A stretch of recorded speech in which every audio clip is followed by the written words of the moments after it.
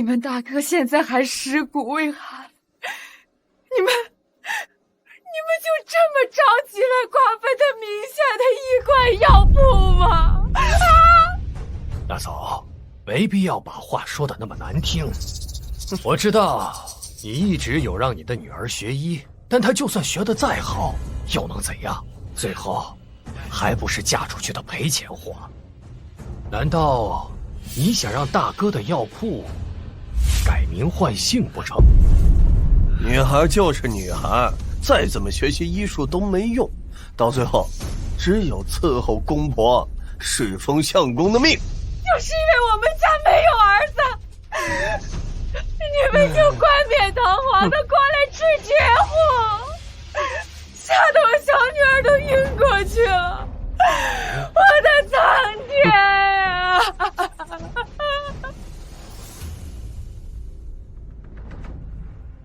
欢儿，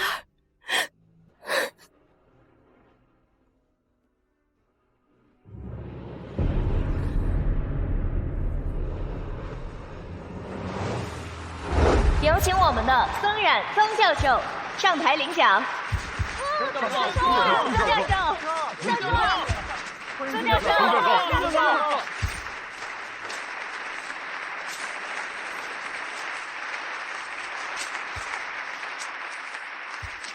身为全国唯一一名被誉为医学天才的曾冉曾教授，今天能够获得我们中西双药医学奖，可谓是实至名归。这也是曾教授在医学领域内获得的第32个奖项。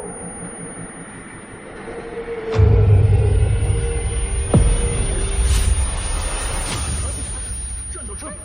徐教授，怎么回事啊？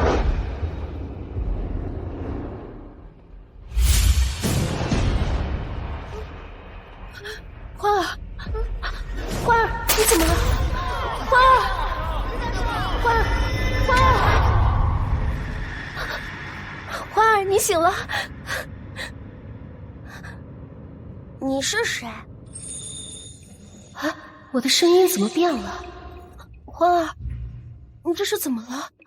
你别吓姐姐啊！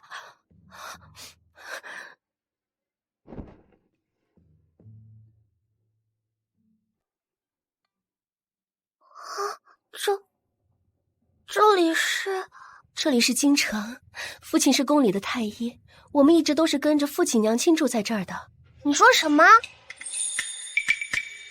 这也太夸张、太离谱了吧！我竟然穿越了，穿越到了一个小女娃娃的身上。欢儿别怕，你的脉象没有问题，估计是受到了惊吓，等休养几日，应该就能想起来了。大嫂，你再怎么拖都改变不了，你这两个赔钱货早晚都是泼出去的水。赶紧把大哥名下的医馆和药铺交出来，以后就由景兰和景明帮忙打理。这件事我绝对不会同意。如果二叔和三叔还有什么想说的，我愿意现在就跟你们前往族里，去族长面前对质。去就去，我倒是要看看族长是愿意帮你们两个下堂货，还是愿意帮助我们。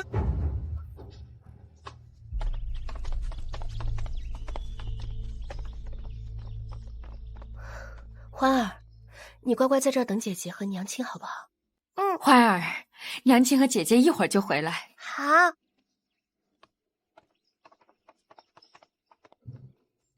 没想到这余家还是个医药世家。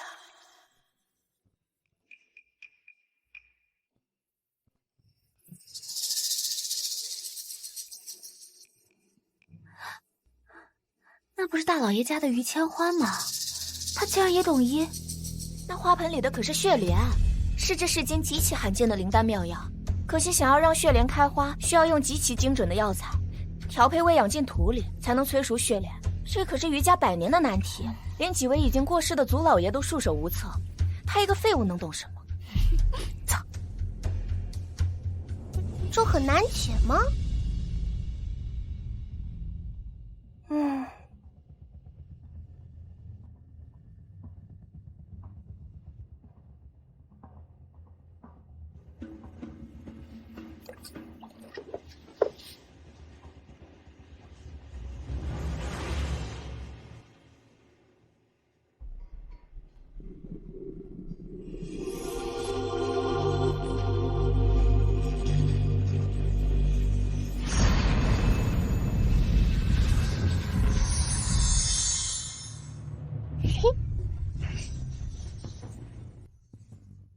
百年难题就这，不过就是考验药材之间的相生相克的基本理念罢了。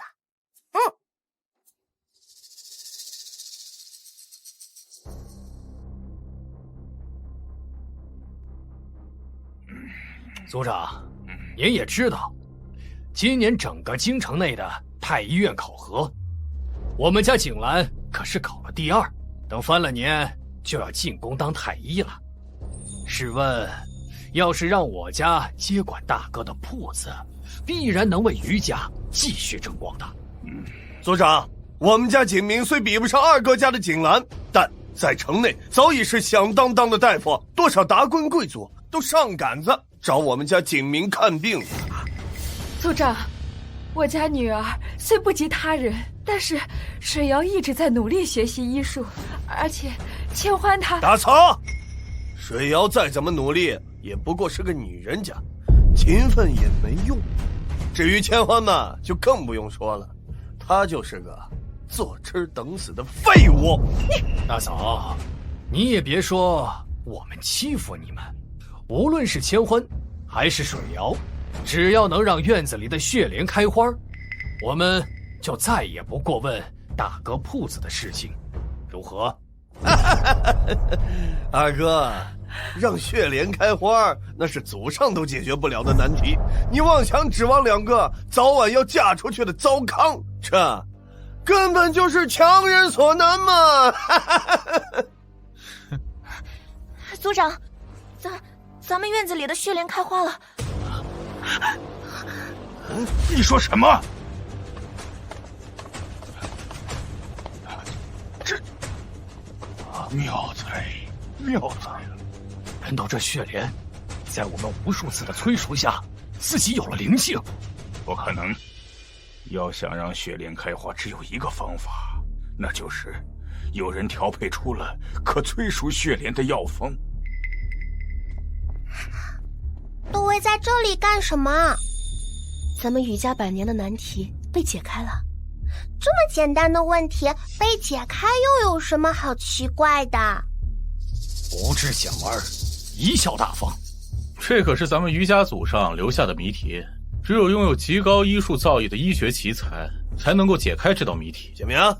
跟一个连菜和药都分不清的小赔钱货有什么可解释的？女子不是赔钱货，但你，包括你们，确实都是垃圾。于千欢，你敢对长辈不敬？既然你觉得你自己那么厉害，不如就跟你的2个哥哥比一比。如果你和你姐赢了，你父亲的医馆和药铺我们再也不过问；但如果你们输了，就得乖乖交出地契房契，怎么样？这确实是一个最公平的办法。我没问题。欢儿，你简直是胡闹！这么重要的事情怎么能私自做主呢？娘亲，你就别怪欢儿了。就算欢儿不答应，我们也没有其他路可以选。就是我的医术有限，实在没法跟2位哥哥相提并论。你能不能赢我不知道，但他们肯定会输，就对了。你，笑话！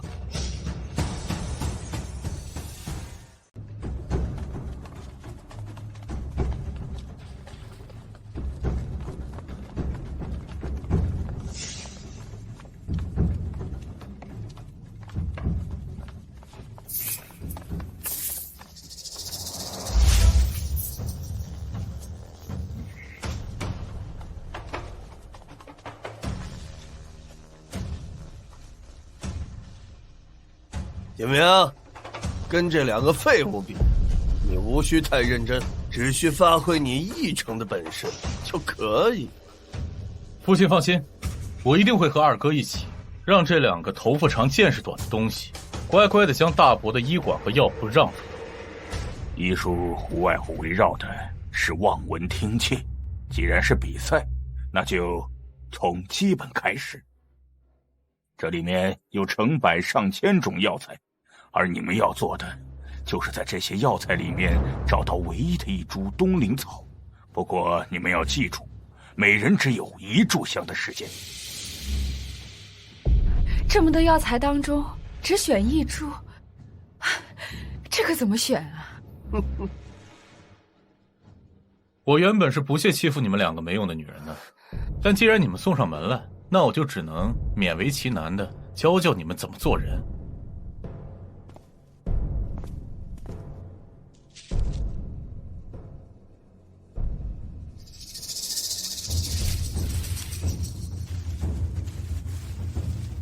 这2公子确实不错啊。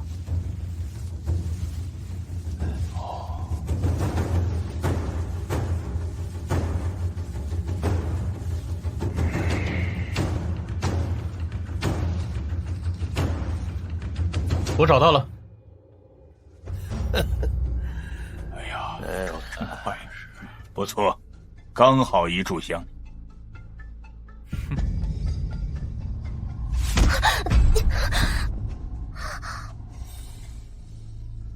怎么还没比，就怕的双腿发软坐不住了？现在知道害怕了，晚了，因为马上就轮到你了。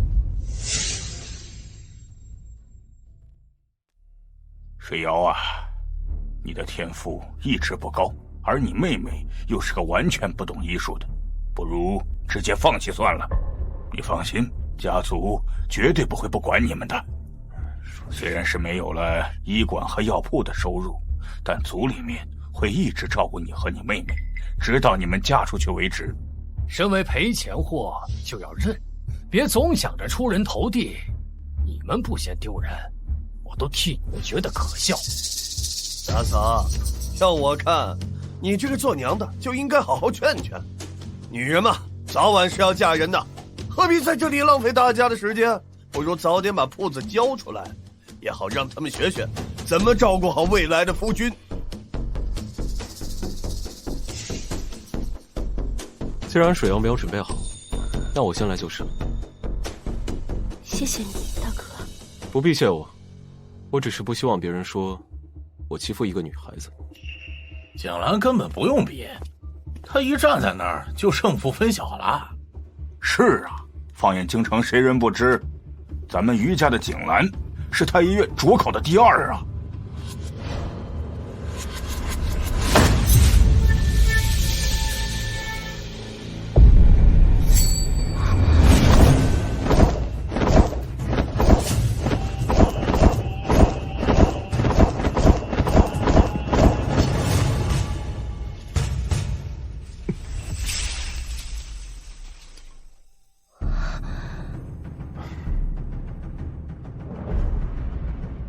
好，只用了半刻钟，我余家后续有人呢。大哥真的太厉害了，不愧是考入太医院的人，确实有2把刷子。水瑶啊，你也看到了，景兰用了半炷香，景明用了1炷香。只要你也能在规定的时间内完成，族里面会重新斟酌，由谁来重新打理你父亲留下的衣钵。是我要比试的，如果你真的没把握，可以给我1秒钟，让我来搞定。1秒钟？1秒钟就是，你可以理解为瞬息之间。欢儿，我知道你是想安慰我，可是瞬息之间就找到药材是件根本就不可能的事情，咱们祖上那些长辈都没人能做到。他们做不到，不代表我做不到。行了，你姐姐压力已经够大了，你就别跟着捣乱了。乖，这个给你吃。嗯。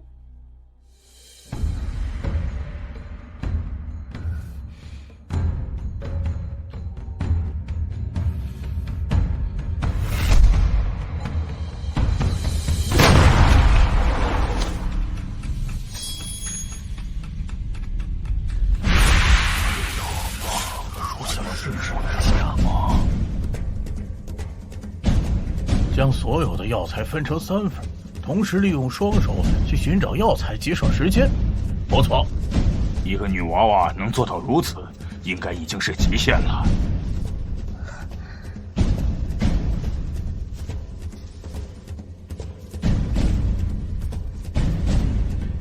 时间已经快到了，要我说你就别挣扎了，赶紧承认自己是废物，再把大伯的铺子交出来。我看时间就不必继续浪费了。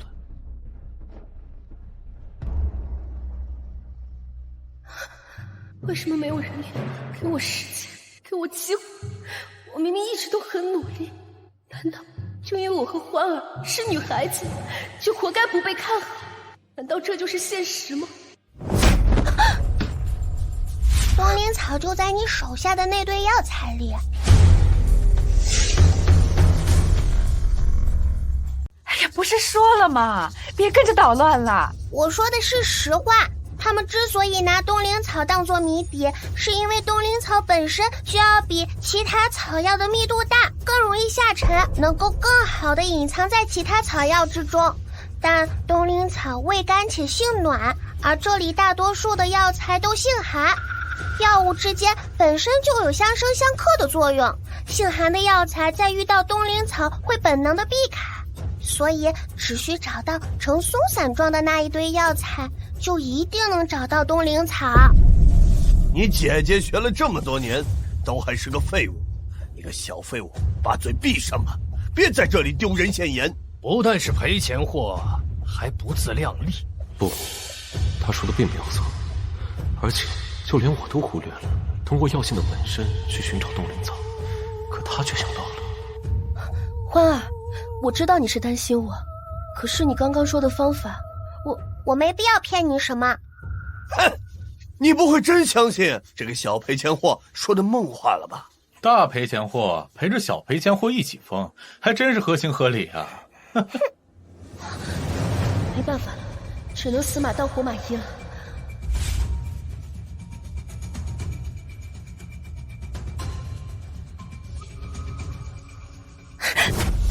我找到了。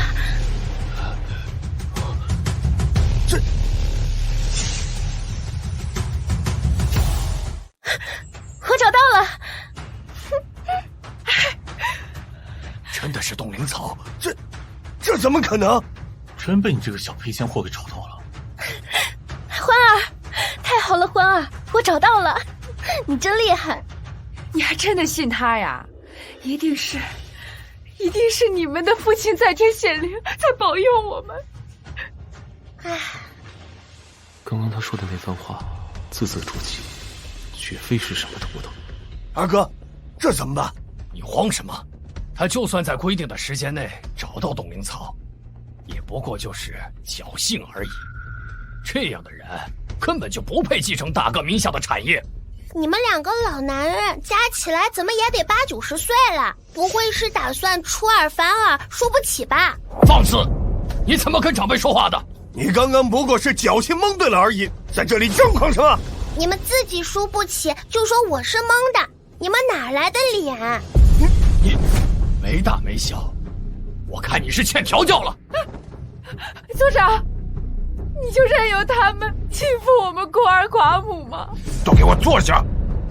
看看你们两个，哪里有当长辈的样子？哼！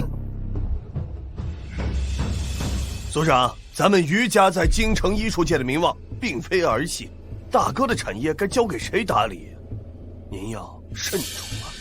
组长，这两个赔钱货早晚都是泼出去的水。若是把大哥的铺子交给他们，难道要任由日后大哥的铺子更名换姓吗？只要可以留住父亲的铺子，我可以不嫁人或者招赘婿。你为了家族能有这个想法，我很欣慰。但你父亲留下的医馆和药铺，代表的是余家的脸面，我不能拿余家的脸面去赌，也没人赌得起。如果你确实有真本事，不如再比一把，证明你自己。放心，为了对你公平，你只需跟景明一个人比试即可。只要你能赢得景明心服口服，你便可以打理老大留下的伤部。可是没什么可是的，要是害怕，就把大伯的铺子交出来。反正没时间跟你，还有你，两个赔钱货浪费时间。他就是个废物，没什么好怕的。你好，我比。简直是胡闹！你二哥的医术虽然远不及你大哥，但是在你父亲那里整整是学了10年呀！你和他怎能有可比性啊？哎呀，完了，简直是完了！没什么好担心的，这局交给我。哎呀，我的姑奶奶呀！不是让你别胡闹吗？我没有胡闹。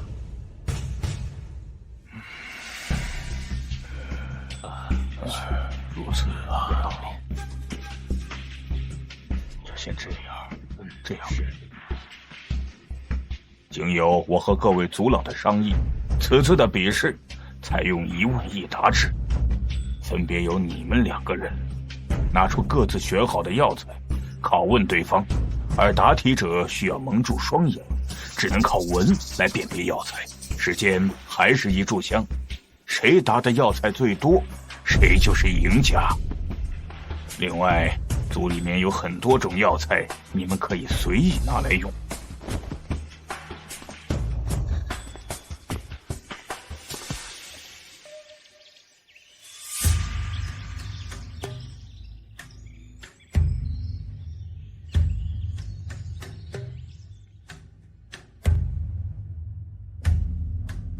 你来问，我先答，省得那个小废物事后说我欺负你。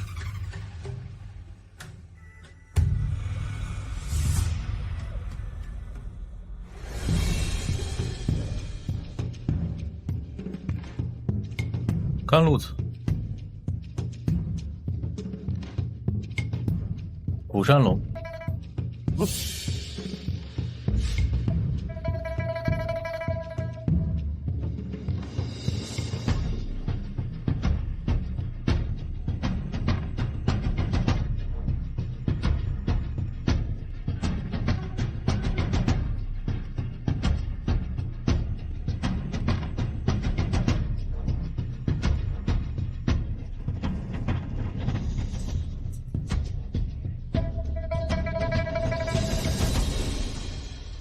1炷香的时间内，景明答出了136种药名。到你了。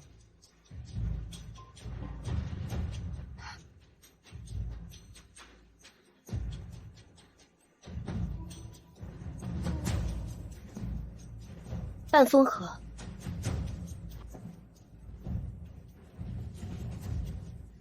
百里霜。照这个速度，未必能输啊。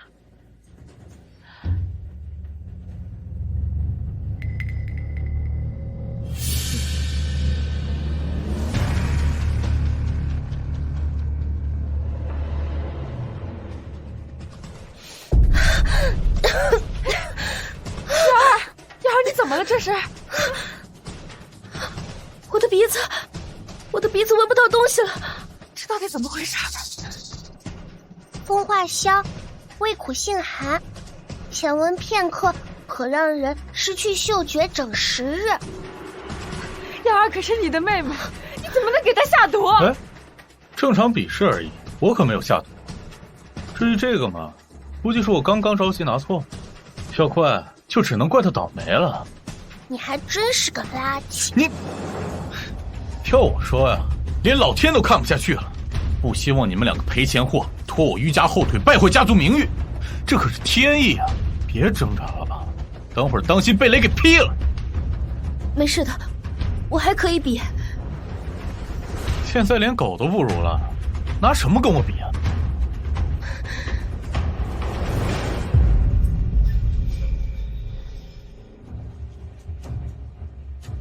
怎么，轮到你来丢人现眼了？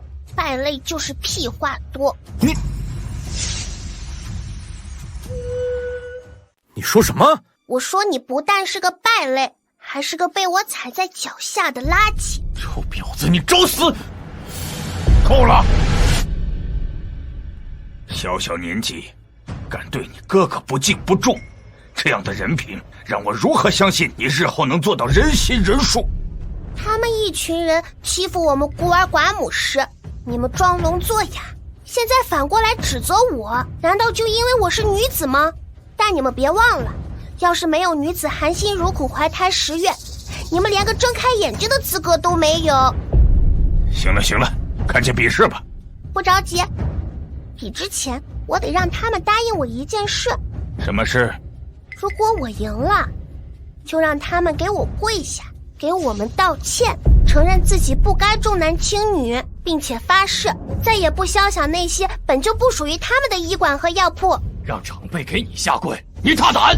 女人就是下堂东西，就是糟糠。我们堂堂7尺男儿，怎么会给你们这群便宜东西下跪？如果你们害怕，可以直说，我也可以勉为其难的答应，留下你们那可怜又可笑的自尊。哼，我们会怕你？我们可以答应你，但如果你输了，你们一家不但要交出大哥的东西，还要立马滚出余家。成交。小杂碎，忘了告诉你，你还有只剩下不到半炷香的时间。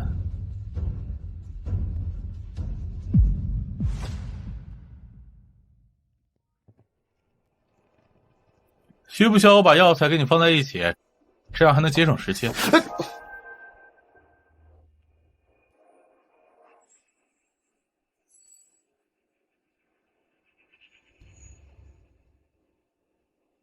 细麻黄、草麻黄、木麻黄、龙沙狗、古石莲、凌霄花、古今草、仙鹤草、人前草、金钱草、星辰兰。细麻黄、草麻黄、木麻黄、龙沙狗、古石莲、凌霄花、古今草、仙鹤草、人前草、金钱草、星辰兰。我说完啦。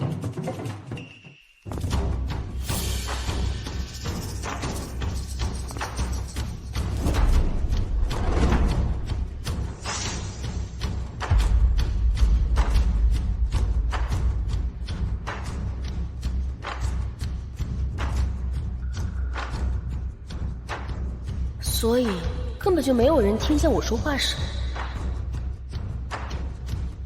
他们是谁？过来。领头的那个人是欧阳家的家主，也是除了父亲之外，京城最大的医药世家。以前父亲在世的时候，他们根本就不敢轻易露面，没想到现在父亲刚，他们就主动上门来了。看他们来势汹汹，恐怕来者不善。不知欧阳家主此番前来有何贵干？能让我主动登门的，自然是喜事大事。太后恶疾缠身，久治不愈，长公主已经张贴皇榜，邀人入宫为太后诊治。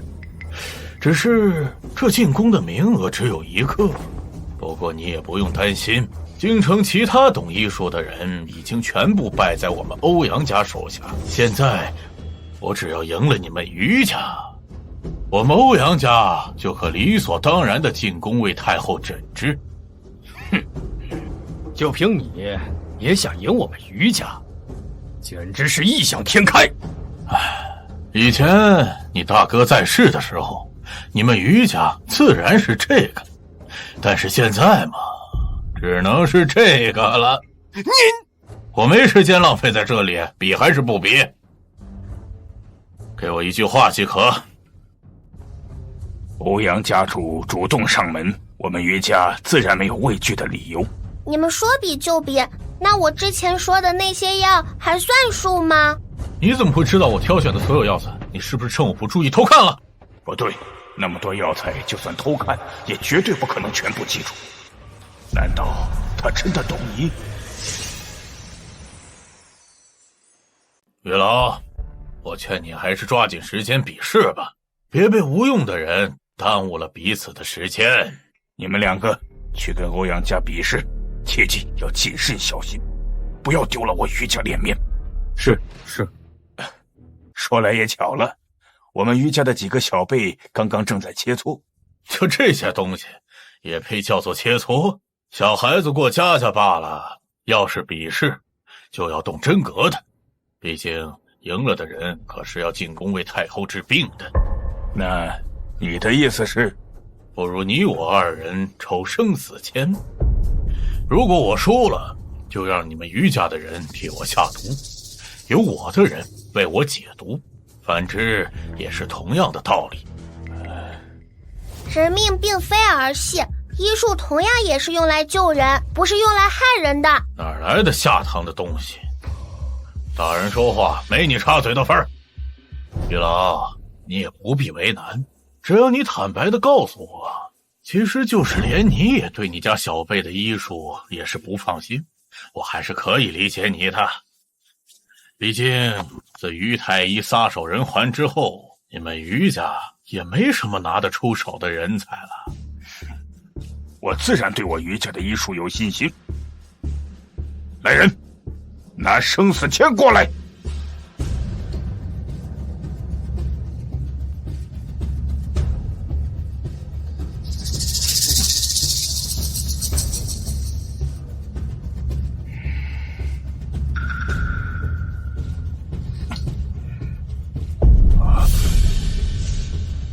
哎呦，如此，只能麻烦于老为我们欧阳家当活靶子。景兰，事关咱们全族的颜面和族长的性命，切记一定要拿出你全部本事。景兰定当全力以对。锦明，只要这次你赢了欧阳家，你的名气在京城必定会更上一层楼，更不要提能进宫给太后诊治。父亲放心便是。去吧，别给欧阳家丢人。在下，欧阳生。这个欧阳生很厉害吗？早就让你在医术上多用些心了，你就因为小时候听叔叔们说，女孩子学医出去也是丢人现眼，你便再也不碰医术。那个欧阳生是欧阳家的长子，也是最有希望继承欧阳世家的人。他的医术不仅在京城很厉害，他的师傅还是曾经宫中太医院的张院判大人。不就是有个张院判当师傅吗？有什么可自视清高的？很快我就会把你打得一败涂地。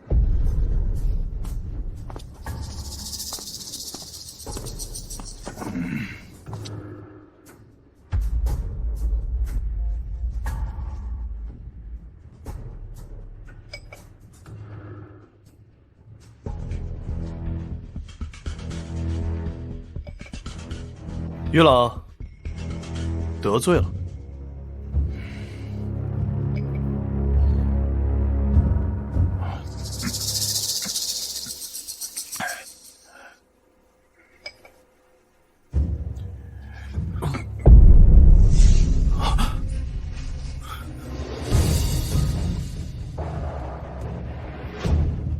就这点本事，也敢来于家挑衅？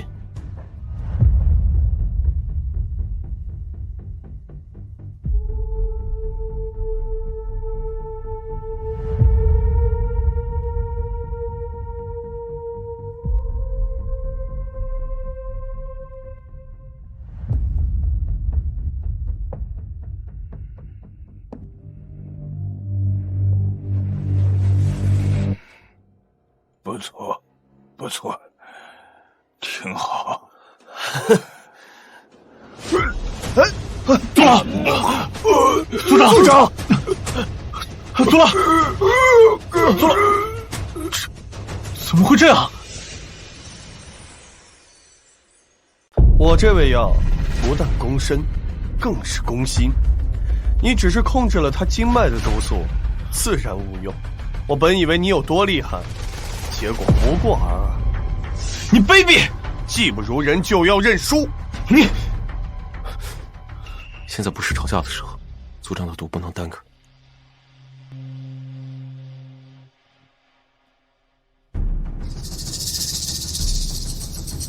暗藏玄机，一毒两空，这毒确实厉害呀！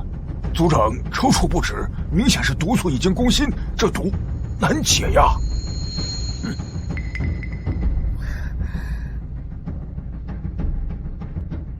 欢儿，我知道你对家族的人有成见，但现在事关整个于家人的脸面，我们还是要帮忙加油打气。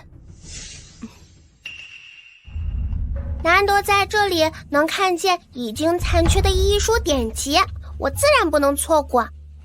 至于他，暂且还无需担心。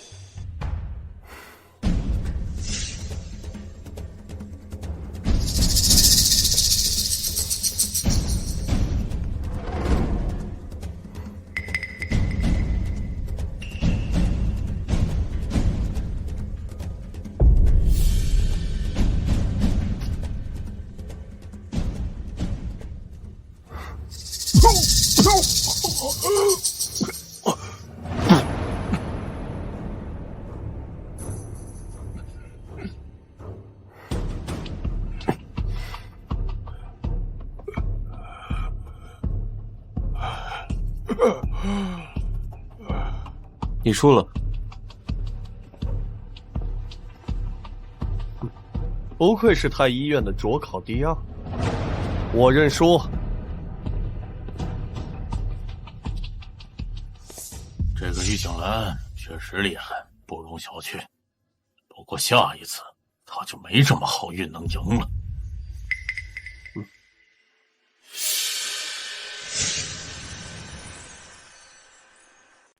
在下吕莫如。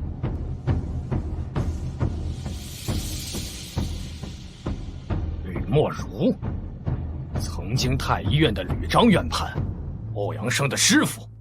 传闻他当年是以考试第1名的成绩进入太医院，在太医院任职40年，从未出现过任何意外。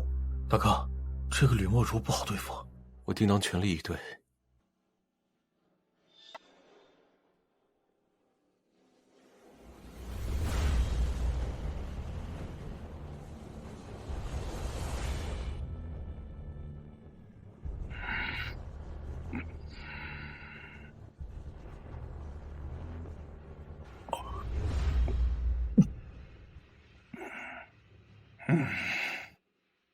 吕先生，莫非是用错药了？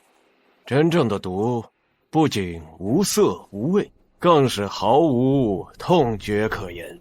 可已经发作，却会在须臾间要人性命。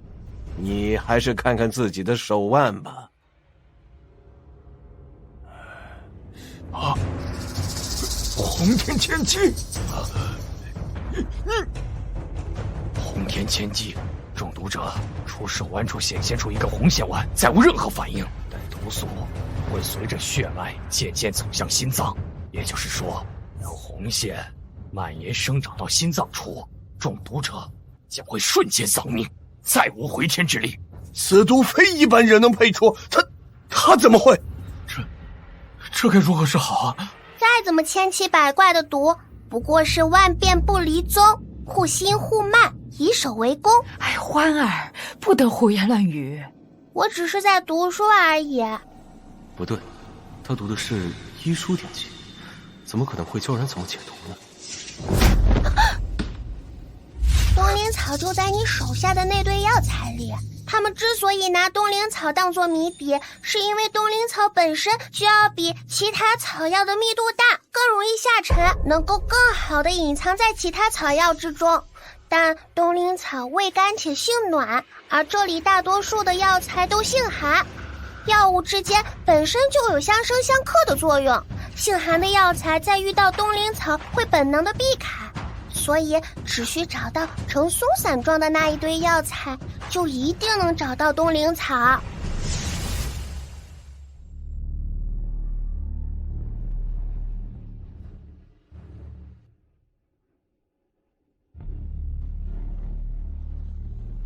互心互慢，以守为攻。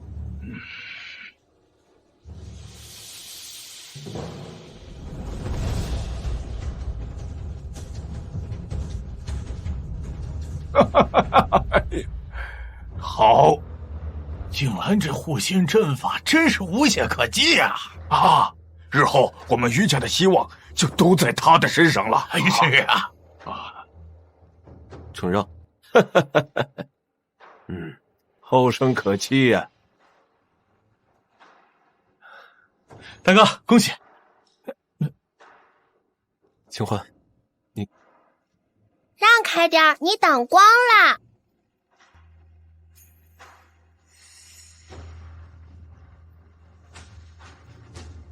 看样子，这场比试的结果已经很明显了。谁说的？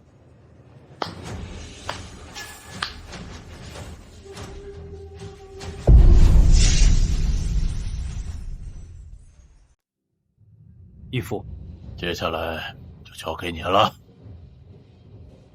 举手之劳而已。曾经的太医院张院判都不是我大哥的对手，你算哪根葱？就是，我劝你赶紧离开。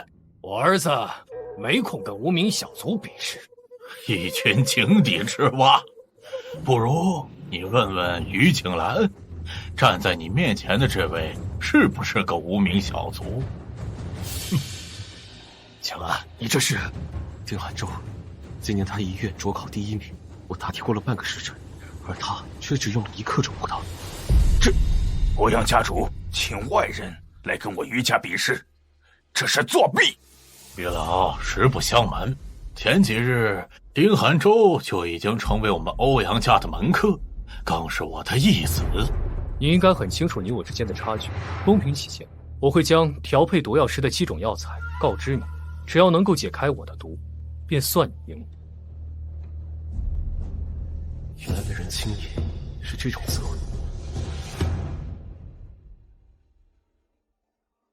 他怎么还不下毒？估计是被别人吹捧出来的，实则也没那么厉害嘛。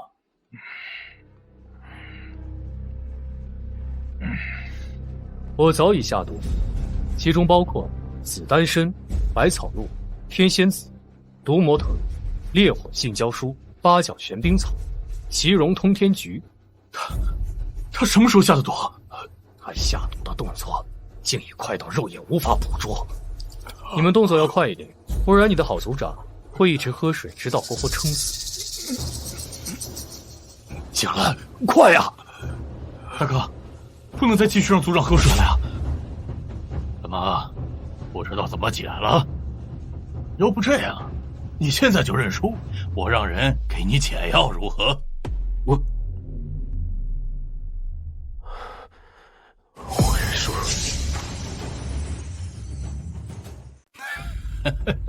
我早就说过嘛，你们于家没了于太医就已经落败了。我真没想到你们于家的晚辈这么不争气，我这茶都没喝呢，他们就输了。人有失手，马有失蹄，你得意个什么呀？我没必要跟输的人争口舌之快。你们还是赶紧写下你们于家的认败书，我好让人给你们解药。要不然再让于老这么喝下去，你们于家恐怕就要双丧临门了。毕竟于太医好像还没过头七呢吧？清欢，你真的要看见我于家落败吗？没想到你们堂堂于家居然想靠一个小丫头为你们出头，我看你们真是输的不要颜面了。景兰，现在不是胡闹的时候，连你都比不过。他一个只会伺候男人的东西，顶什么用？是啊，景兰，他就是个糟糠。他愿意比，我还不敢看。咱们于家丢不起这人。别挣扎了，赶紧写认败书吧。催什么催？就这么着急说？没规矩的东西，这里没有你说话的份儿。这里是于家，你又凭什么大呼小叫的？一个赔钱货竟然敢如此狂悖张扬，这就是你们于家的家教吗？还不赶快把这丢人现眼的东西拉到后院去严加管教！这么着急让我走，怎么怕输？我怕输？秦欢，连景兰都做不到，你凭什么逞能？于千欢，别说我没警告你，作为女人就要恪奋守己。你再这样自作主张，别怪我们用家法教训你。你们不让我比，难道你们敢比？大哥，于千欢真是疯了，凭他也敢跟欧阳家比试？他不比，你去比。我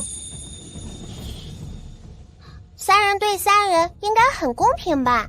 只要你不怕哭鼻子，尽管是。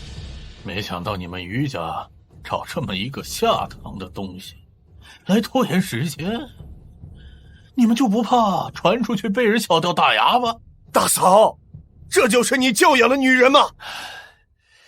今日之事，于千欢犯了大忌，今日便将他留在族里，由我亲自动用家法。他如果敢反抗，即刻送去庙里面绞头发当尼姑。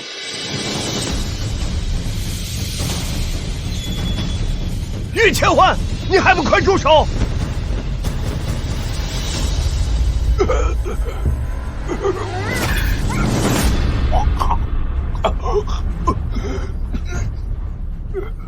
我这是怎么了？族长好了，解开了，的确是解开了。这真结了。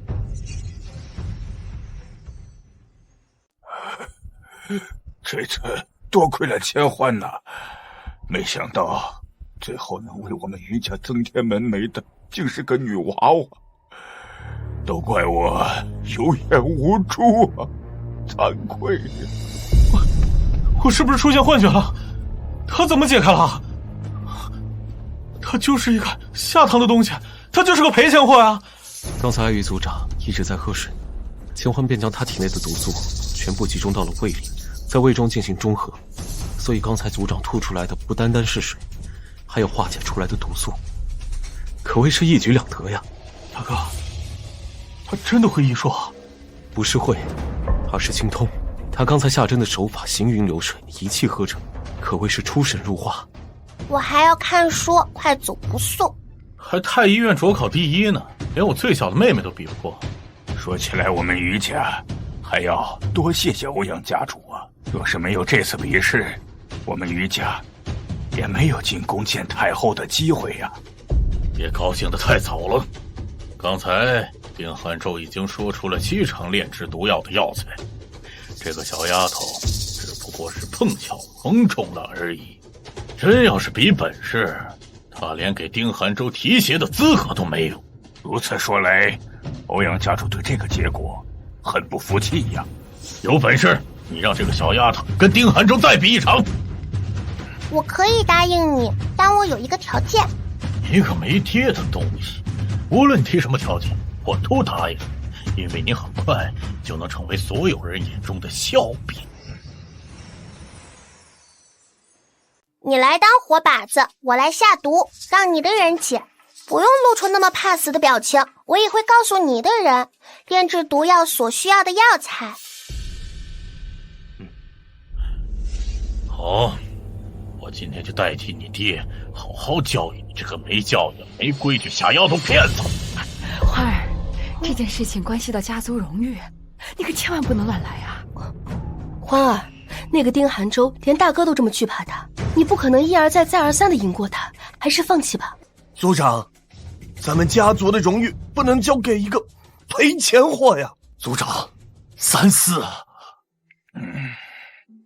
千欢，你可想好比试了吗？没什么想没想好的，不过是浪费些时间。但如果我赢了，就让他们别再惦记不该惦记的东西。这是自然。刚刚的事情不用放在心上，一个下堂的东西掀不起多大的风浪，只不过是侥幸罢了。义父放心，我一定会尽力。说完了吗？说完了就坐好。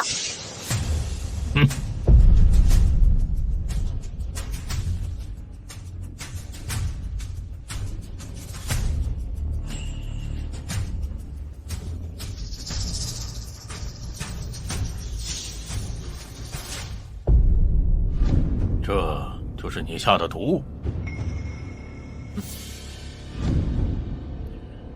一片草药而已，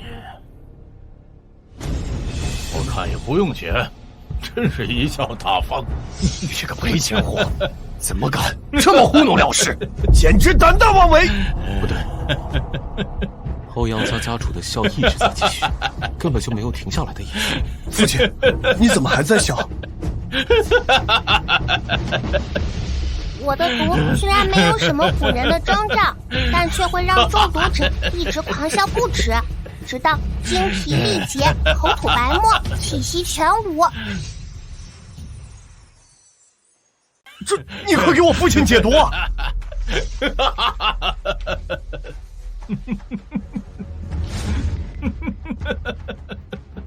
我刚刚只用了半封盒，如果你能解这个毒，你就赢了。既然是下毒，为什么不下点复杂点的？我看他根本不会下毒，只不过是打肿脸充胖子罢了。废物就是废物，除了嫁为人妇伺候男人，还有什么能力？我输了。这么简单的毒你都不会解？你一探我义父脉象便知。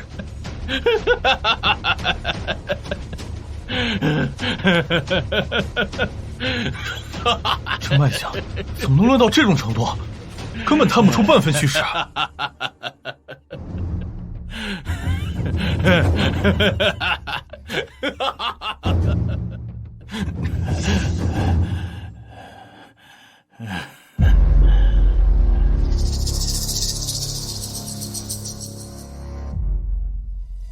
半风荷味苦性寒，若是给普通人服用，不过就是腹泻几日。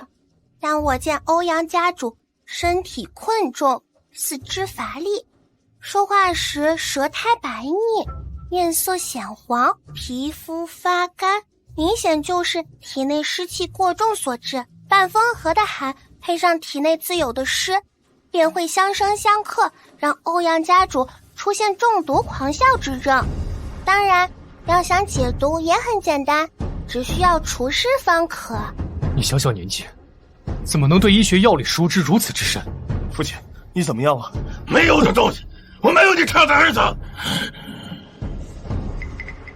还有你们，竟然输给一个下堂的东西！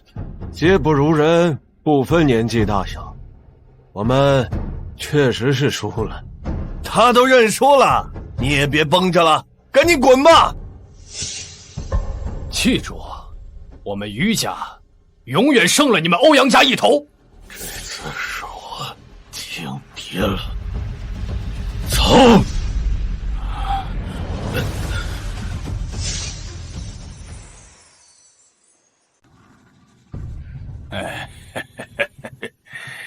千欢呐，没想到你小小年纪，竟然继承了你父亲医术上的天赋。今天多亏了你呀，守护住了我们于家100年医药世家的名誉呀。吴氏，你养了个好女儿啊，就算是老大在天有灵，也会欣慰呀。既然我赢了，那你们之前答应我的是不是该兑现了？我们当然不会出尔反尔，大哥的铺子我们不要便是。你别不识好歹，当初想要接管大哥的铺子，也是为了全于家着想，要不然你以为我们会愿意替你们姐妹接手这个烂摊子？铺子你们自然拿不走，可我说的不是这个，而是你们该下跪发誓道歉了。你哪里有长辈给小辈下跪道歉的？大嫂，你就任由千欢这般胡闹吗？千欢年龄小不懂事儿，可你是于家的媳妇儿，事事都要替于家着想，可不能由着他们胡闹啊！这是花儿凭本事赢得的尊重，既然你们身为长辈，那就应该言而有信。我警告你，别得寸进尺。够了！身为长辈，不能以身作则。身为奸臣男儿，你们竟然敢食言而肥，于家的脸面都让你们给丢尽了。今天你们要是不跪，日后莫再说自己是于家人。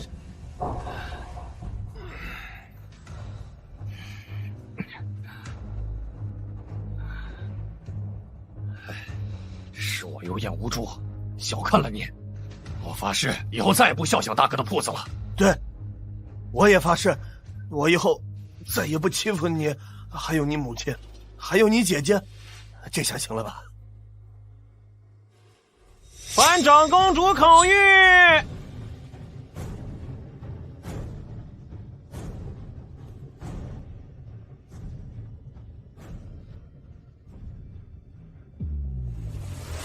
于家跟欧阳家的比试，长公主已然知晓。长公主准许于家后辈3日后午时进宫为太后诊治。草民领旨。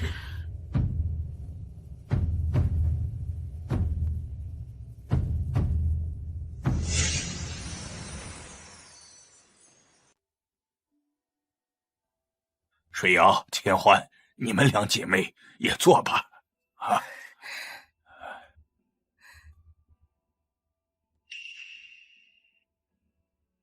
千欢，进宫的事你怎么样打算呢？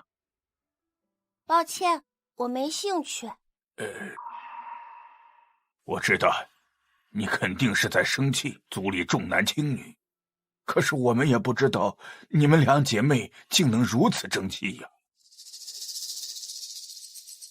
千欢，以前是我们不对，是我们不该因为你和你姐是女子便轻视你们，是我们做叔叔的对不起你们，你别往心里面去啊。千欢，千错万错都是我们的错，我们不是人。大哥刚走，我们就……你生气不原谅我们也是对的，可是我不希望你拿我们全族人的荣誉赌气呀。千欢、水瑶，你们放心，我们以后不会再逼迫你做任何事情了。我只希望你们还愿意拿我当你们大哥。说来说去，都是我这个当二哥的做的过分。不管怎么样，我以后会好好照顾保护你们。谁要是敢欺负你们，我第一个不放过他。我很感激叔叔和哥哥们的一番话，但我还是会尊重欢儿的决定。若是欢儿不愿意进宫，我也绝对不会强求她。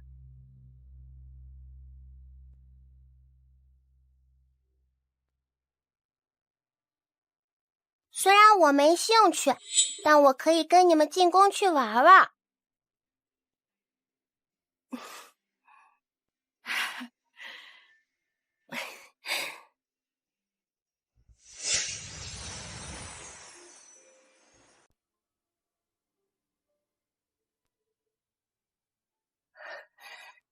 以前只是远远的看着皇宫便觉得威严，如今站在宫门前，更是觉得壮丽宏伟，金碧辉煌。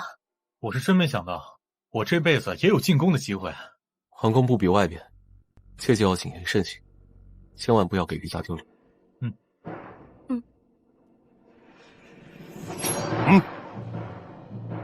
我们是京城余家，奉长公主口谕前来进宫。进去吧。站住！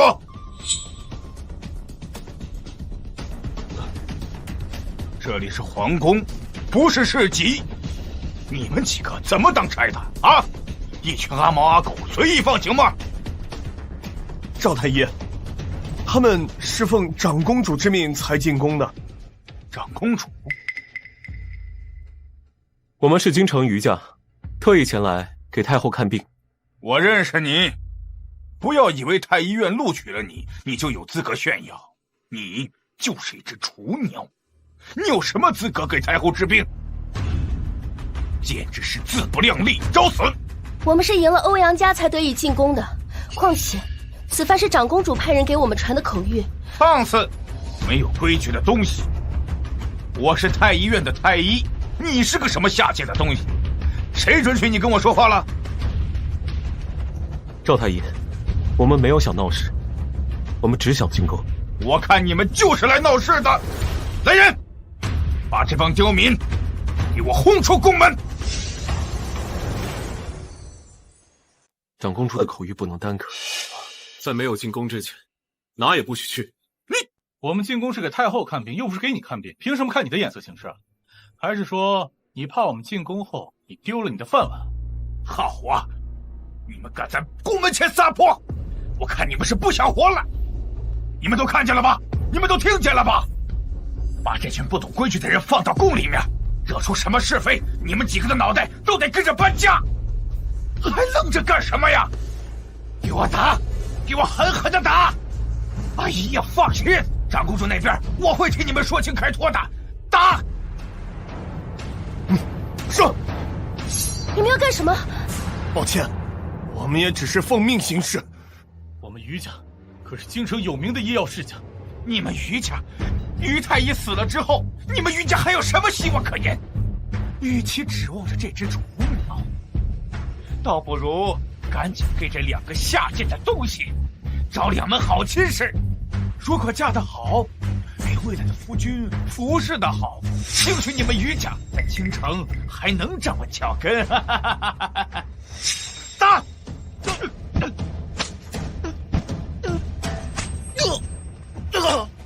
使劲打！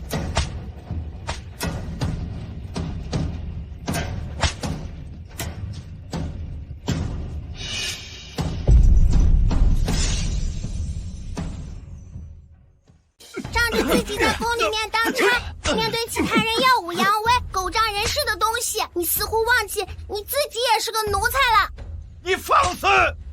对付你这种人就该放肆。既然你不让我进宫，那我就让长公主亲自来接我们进宫。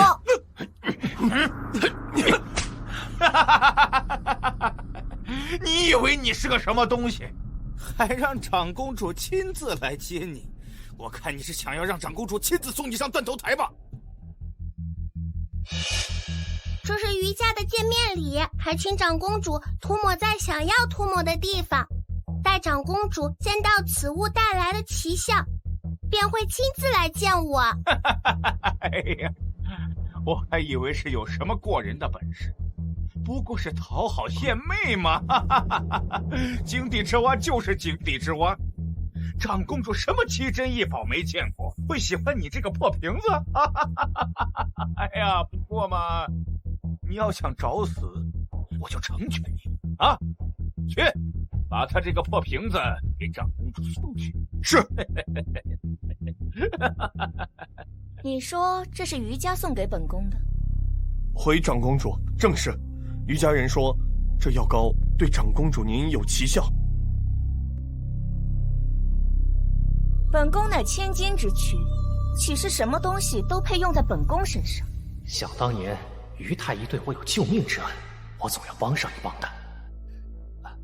长公主，瑜伽乃医药世家，寄献给长公主的东西自然是珍贵的。以奴才之见，长公主不妨试一试。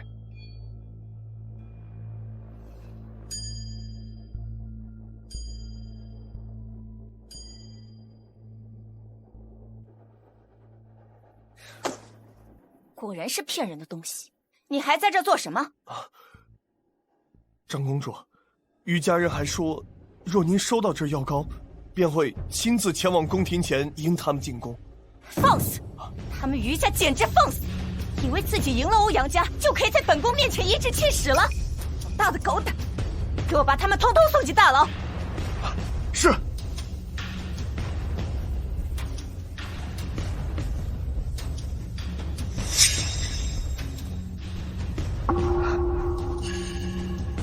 快，摆家宫门！自不量力的东西，长公主怎么可能来接你呢？欢儿，你这次确实有些任性了。奉长公主令，将他们通通押入大牢。我们就是奉了长公主的命进宫的，你们不能抓我们。秋欢，你到底送了长公主什么？放心，长公主一定会来接我们的。没有教养的下贱东西，到现在还痴心妄想，长公主怎么可能来接你？长公主要来接你，从今往后，我的名字道之熙。长公主驾到！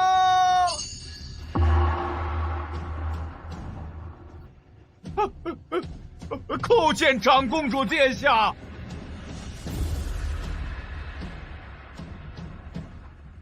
都起来吧。谢长公主。这是谁送给本宫的？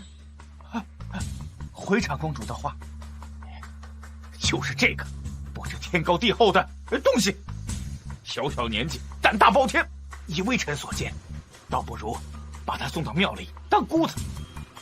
这样的货子，以后连当个下堂货都不配。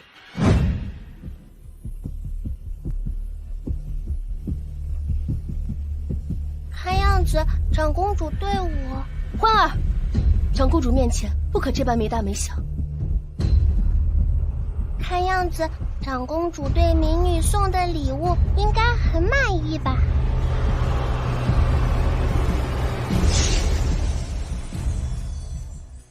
大胆！区区蝼蚁敢对长公主不敬！长公主身份尊贵，寝宫里的珍奇异宝更是数不胜数，会喜欢你一个破瓶子？长公主恕罪，民女的妹妹年纪小不懂事，若是言语上冲撞了长公主，民女愿意替妹妹受罚。还请长公主恕罪啊！草民的妹妹虽然年纪小，但心思善良，绝对没有任何恶意，还请长公主明鉴。秋欢，还不赶紧给长公主磕头道歉？放心吧，长公主不会来怪罪我们的。当着长公主的面，还敢大放厥词！我看你们几个都活腻歪了吧！敢在本宫面前大呼小叫，活够的人应该是你。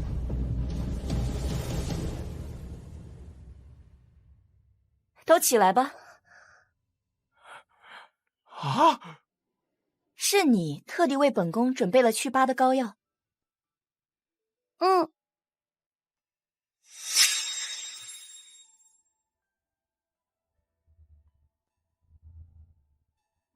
你切记，面见长公主时要恭敬，千万不要盯着长公主的手去看。长公主和陛下儿时，皇宫走水，长公主为了保护陛下，烧伤了手背。听闻长公主很是在意。在意的话，除掉就好了。烧伤的疤痕最是难消。这些年，长公主各种方法都试了，但都不曾有任何见效。正是因为这个疤痕的原因，长公主到了现在还未曾婚嫁。真的有那么难吗？花儿真的做出了能去除疤痕的药膏。没有了，这疤全部都没有了。世界上怎么会有人能做到如此？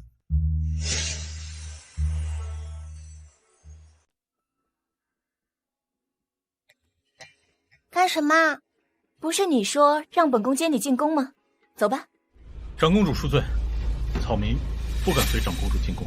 草民等人本是奉长公主之命进宫，但是这位赵太医却将草民等人拦在门外，说草民身份卑微，不配为太后诊治。什么时候太医院也敢管本宫的事了？长公主息怒，长公主息怒。微臣只是怕这帮刁民叨扰了公主的清静啊。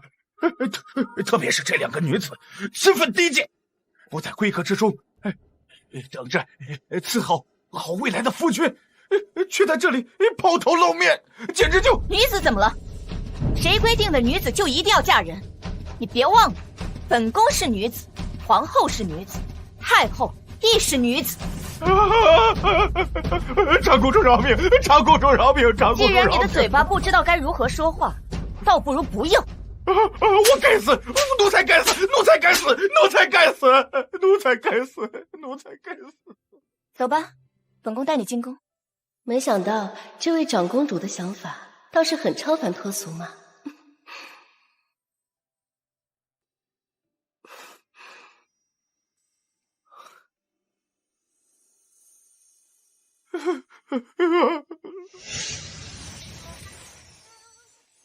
在给母后看病之前，本宫有几句话需要交代你们。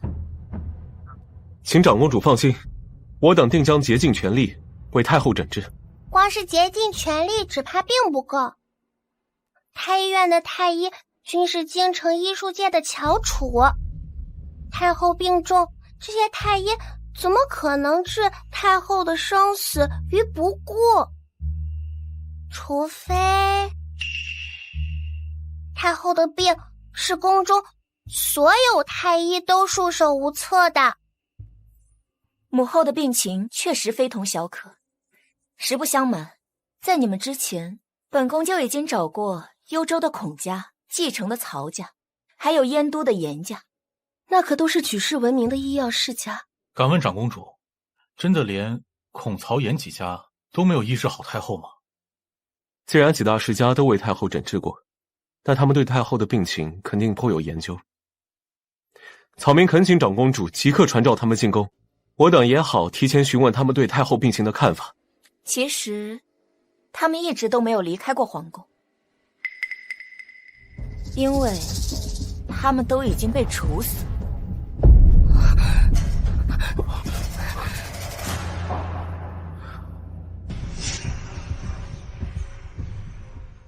为母后诊治非同小可，若是治得好，自然是有功的；可若是治不好，必然有罪。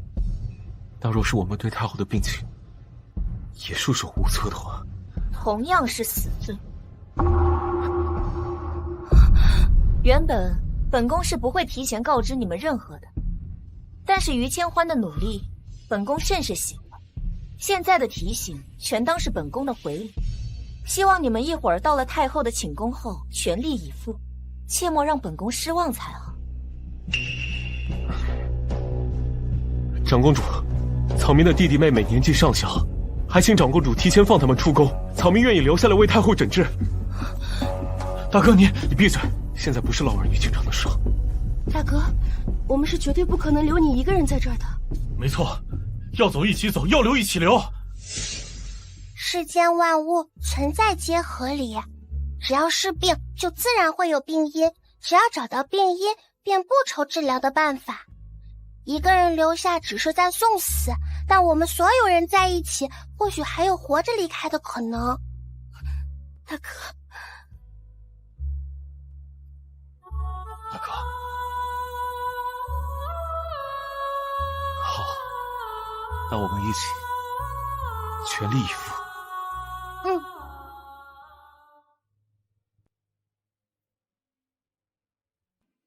该说的本宫都已经说了，现在就带你们去拜见太后。想要给太后诊治，先要问过我们。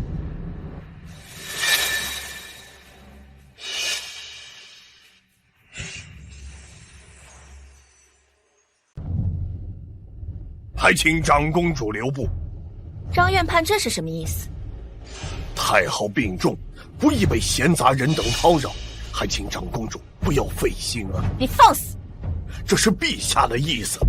太后病重这些时日，长公主也找了不少人为太后诊治，可一直不见任何起色。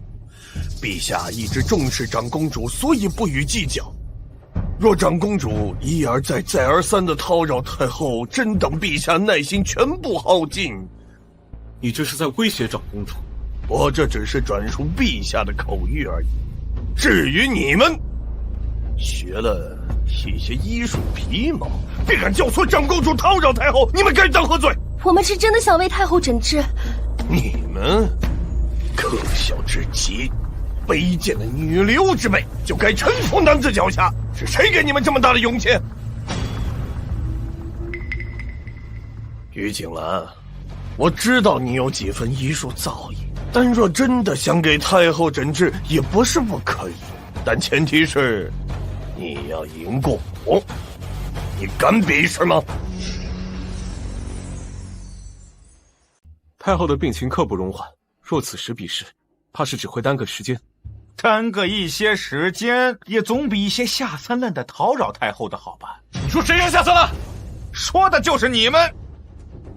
还有这么个下贱的东西，不学着怎么孝顺好未来的公婆，侍奉好未来的夫君，却在宫里招摇过市，简直是恬不知耻。不过想想也是，就你们这种不知廉耻的东西，恐怕白送给别人也没人要吧？啊？你现在不是吵架的时候。想要为太后诊治，那可不是儿戏。我劝你们还是三思而后行。长公主，太后是您的亲母后，若是这些人连跟我比的勇气和底气都没有，长公主真的放心将太后交给他们诊治吗？长公主，你就不怕他这些肮脏的东西把太后给糟践了？好，就在本宫的寝宫，即刻开始比试。多说无益，况且我们也没有回头路。你们现在灰溜溜的夹着尾巴滚出皇宫，还来得及，不然等你真的输了，死的可不单单是你们几个，还有你们余家全族人都要跟着脑袋落地。大哥，就算现在认输，长公主也不会放过我们。还请张院判赐教。好，年轻人勇气可嘉，起码没有不战自败，给我们太医院丢脸。不过你放心，若你真的输了，我会向长公主求情，给你留个全尸，并不涉及家族，也算是我们太医院仁至义尽了。那倘若是我赢了呢？若你当真赢了，你不但可以带着这些人去为太后诊治，我更会代表整个太医院，给你下跪膜拜，认可你们余家的医术。君子一诺，驷马难追。唉，同为医者，何必呢？不知张院判想怎么比？其他人不过是一群垃圾而已，没必要浪费长公主的时间和我的精力。我只同你比一场，一局定输赢。唉，跟你比，无需其他人，我一个人足矣。一个下堂的低贱女子也配和我比？可是我这小小的女子，足够吊打你泪流满面了。我没兴趣，和一个小丫头比不比也罢。还是我来吧。你真的可以？虽然你医术高超，但我现在身为余家最年长的男子，不论是身为哥哥，亦或是身为男子，都理应站在弟弟妹妹的前面。不错，还算是有担当的。好吧。李德全，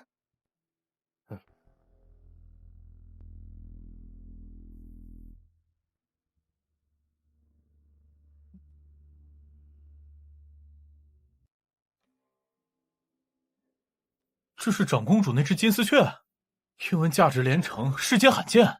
怎么感觉病怏怏的？本宫的这只金丝雀，前日不慎被宫中御猫伤了双翅。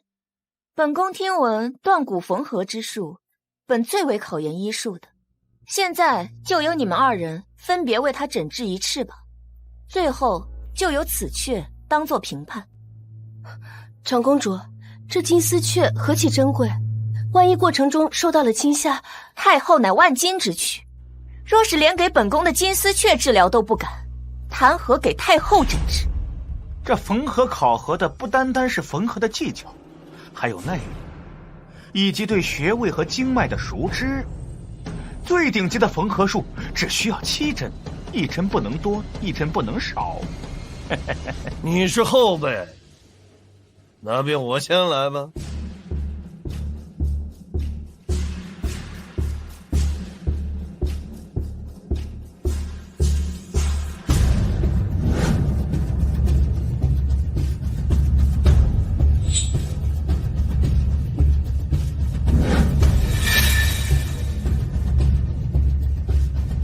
针法娴熟，技术高超，不愧是张院判呐。那是当然，张院判最拿手的便是7针缝合术，可愈骨合肉，堪称神技呀。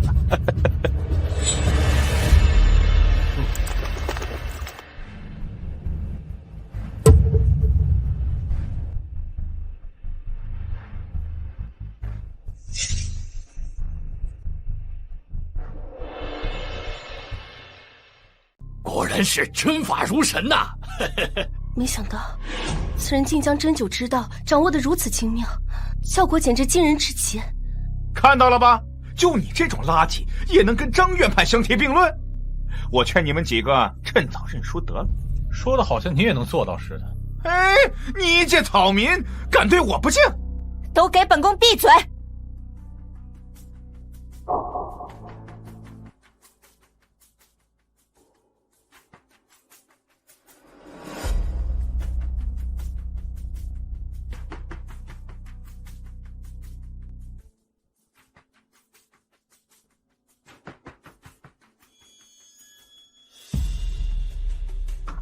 看大哥下针的动作，应该也是选择了7针缝合法。3针、4针、5针、6针，7针缝合法难就难在所需拿捏和掌握的力道以及血脉的尺寸，就是要越精准，1针都不能错。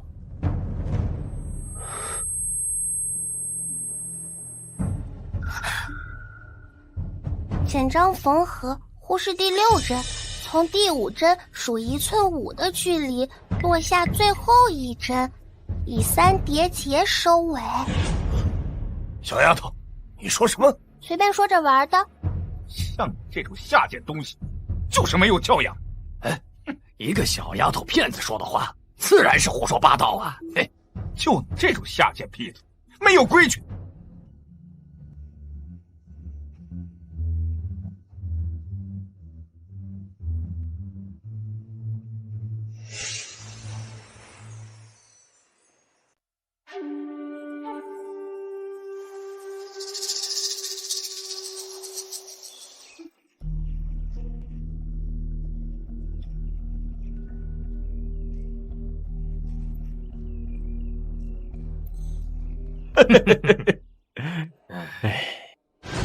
明明就差一丁点儿。奇珍缝合的手法是对的，但对力道和穴位的掌握还差了些火候。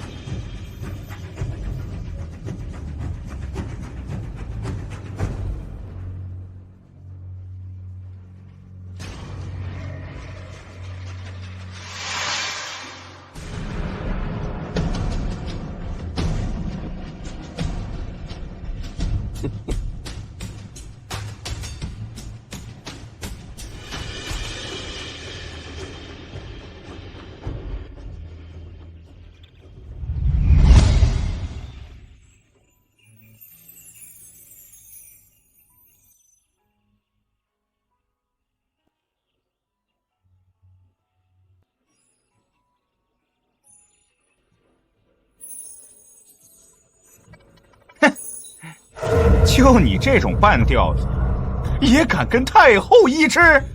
年轻人啊，还是回去好好磨练磨练自己的医术吧。有些人呢，不过仗着自己有几分医术，就不知道天高地厚了。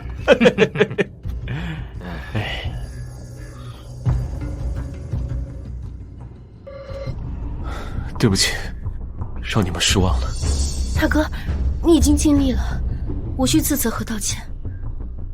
认赌服输，我会向长公主求情，给你一个全尸。张院判说的对，既然你们已经输了，就应该严惩。长公主，希望对这种狂妄之辈，不可心慈手软了。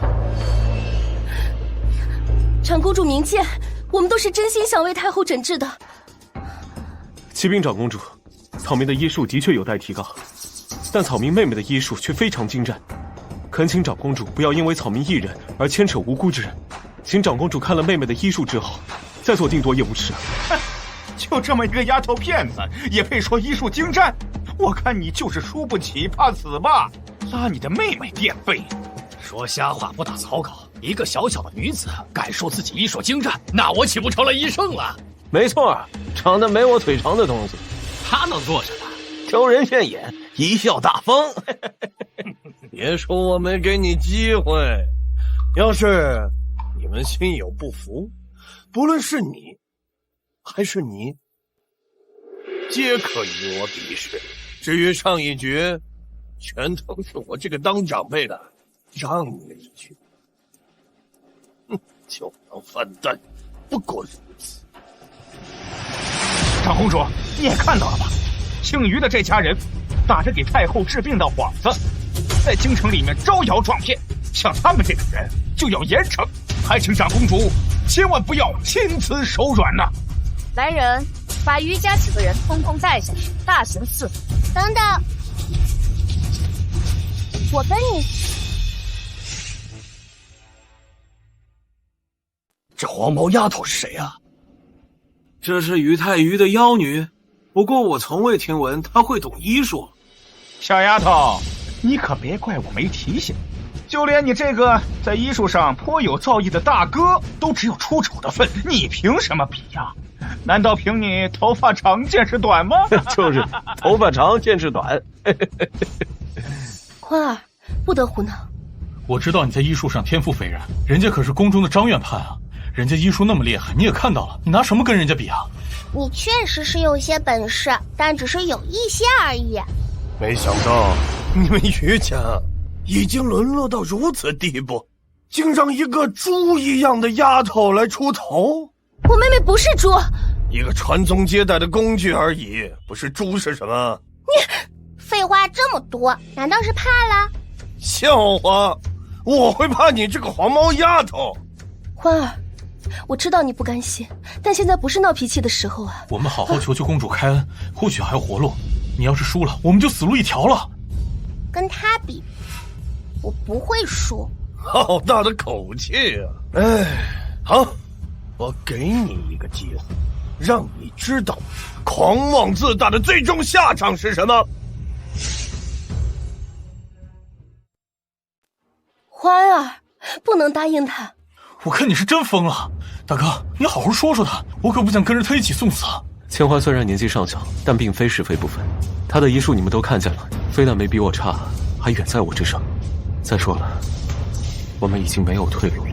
小丫头片子，我再给你最后一次机会，你现在反悔还来得及。还请长公主准许。长公主，万万不可由着这个死丫头胡闹。好，本宫允许你跟张院判比试。既然是跟一个黄毛丫头比试，那也无需太过高深，就比诊脉怎么样？1炷香时间之内，谁诊的越多越准，便算谁赢。可以。不过你也无需紧张，我没有欺负小丫头的习惯。只要你诊脉的数量是我的3成，那便你赢。7成。好，算你7成。不是我，是你。只要你能诊出我数量的7成，就算你赢。张院判诊过的脉比你吃过的米都多，你敢跟张院判叫嚣？我看你真是活腻歪了啊！没想到于太医这样内敛谨慎的人，怎么能生出这种轻狂的东西啊！小丫头，一会儿出来，你可就别哭鼻子啊！狂妄小儿，好大的口气！别怪我没提醒，你输赢可是决定着其他人的生死。你现在反悔还来得。劳烦李公公给我拿50根红线来。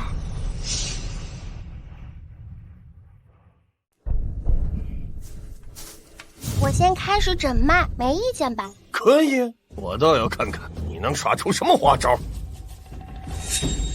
麻烦李公公把红线拴在所有人的手腕处。所有人？没错，所有人。隔线问脉，你竟然有这样的本事！别着急，我的本事还多着呢。这红绳都已经绑好了，接下来该如何呀？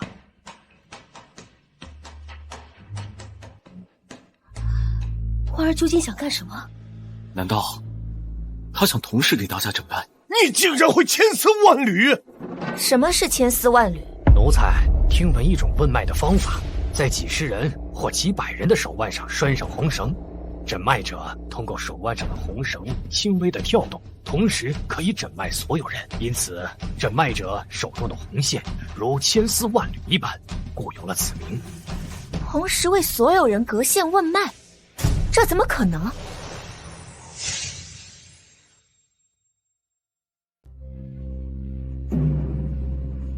长公主的脉象为沉脉，依稀不足4至。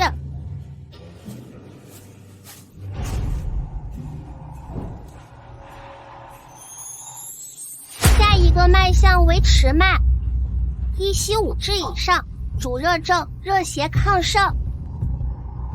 依次往下是虚脉、虚脉、实脉、虚脉、实脉、实脉、虚脉、虚脉、实脉、虚脉。神了，真神了！千欢，好样的！我只知道千欢在医术上有极深的造诣，可没想到却这么的惊为天人。于家二小姐在用了不到1刻的时间，便诊断出了所有人的脉象，算上寝宫里的太监、宫女，足足有20多人。没想到你小小年纪竟有如此本事，不过是熟能生巧的一种诊脉方法吧。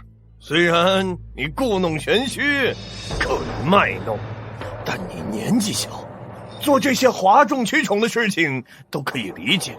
你能有这样的天赋，已是不易。我可以破例收你为徒，让你的医术更上一层楼。能让张院判主动开口收徒的，我还是第一次见。张院判收徒的条件极为苛刻，京城那些拜他为师的人不计其数，可他这几年却一直都闭关不见。抱歉，我没兴趣。京城里边有多少人挤破脑袋要当张院判的徒弟？你这个小丫头片子，还在这儿不识抬举！别耽误时间，到你了。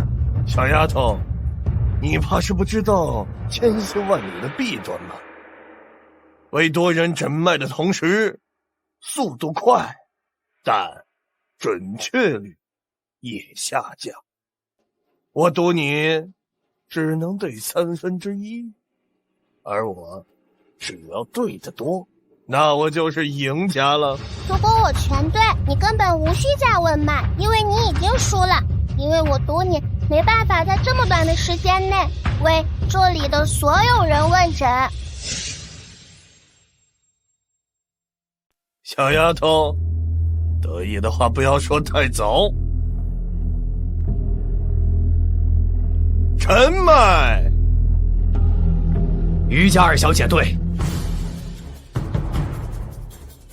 气脉，于家二小姐对。平脉，于家二小姐对。细脉，于家二小姐对。实脉，粗脉，虚脉，虚脉，对，对，于家二小姐都对。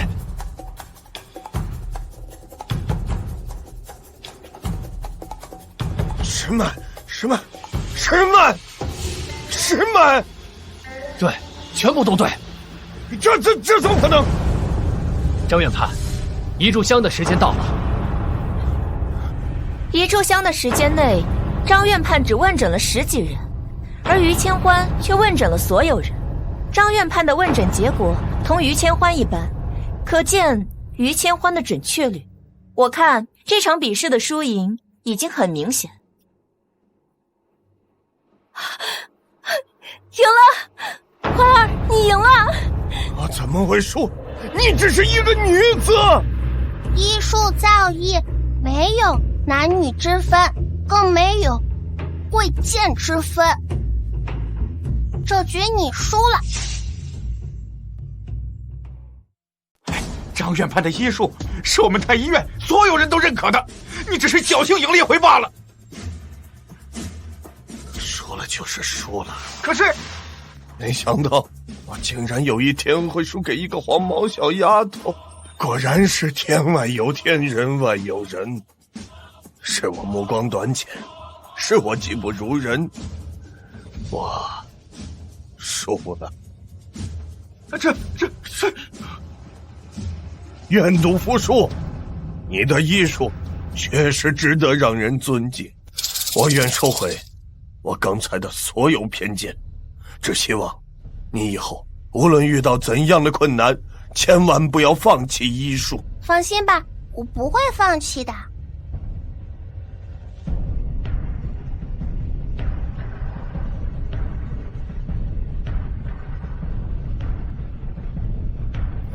张院判，你再跟那个小丫头片子比一回。闭嘴！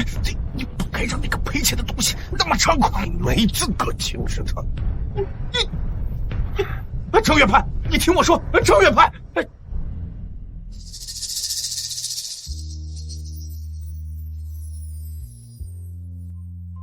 今日你的比试不但精彩绝伦，还让本宫在你身上看见了这世间千千万万女子的希望。希望有朝一日女子不再被轻视，希望有朝一日更多的女子可以自力更生，不再是依附男人的工具。走吧，本宫这就带你们去面见太后。长公主，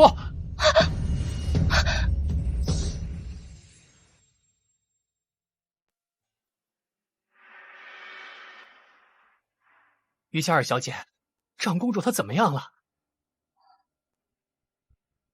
无需担心，长公主只是劳心过度导致的晕厥，稍后便会醒来。劳烦于家二小姐了，到偏厅稍后片刻，待长公主醒来之后，再带着你们一起去拜见太后。嗯。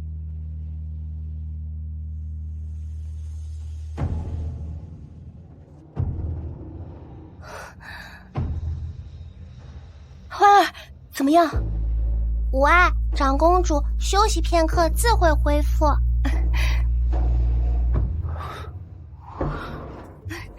真的没有什么大问题。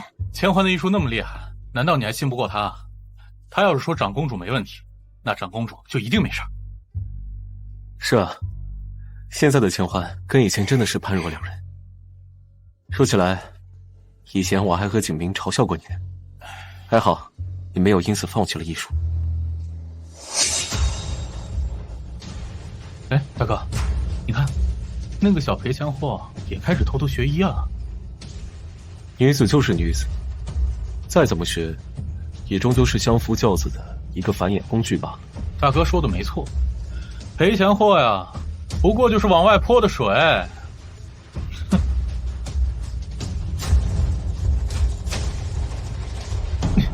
小赔钱货，你也配看医书啊？我看你还是好好学习女工之类的，别糟蹋了这医术。把书还给我！想看医书，你也配？把书还给我！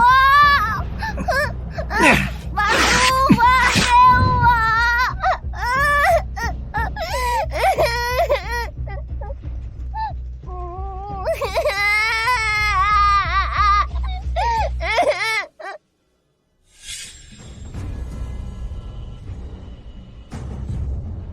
说起来，欢儿，你最近确实像变了一个人似的。难道说你不是以前的千欢了？我不是千欢，还能是谁？哦，也对，你也只能是千欢了。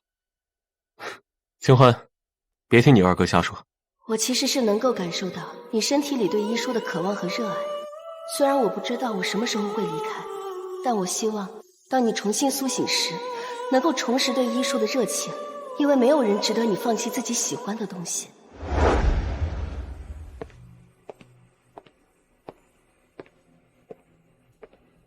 太后还是没有什么起色吗？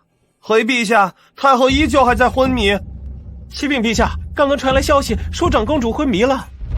什么？长公主传余家小辈进宫给太后看病，陛下知晓后便让张院判带着太医去跟余家小辈比试。难道说长公主昏迷和此事有关？肯定是长公主发现给太后医治的余家小辈竟是一群没有本事还想借此邀功的阿杂东西，才会怒火攻心晕了过去。余家简直胆大妄为，任凭小辈在宫里面坑蒙拐骗。来人，将余家众人抓捕进宫，朕要亲自问罪严惩。算起来也有几个时辰，可是他们到现在还没出宫，会不会出什么问题了呀？你就不能说点吉利话？你看我这嘴，几个孩子医术都很好，绝对没问题。没错，尤其是千欢这个丫头，小小年纪医术更是了得，等日后定要细心教导才是。族长放心吧，不会的。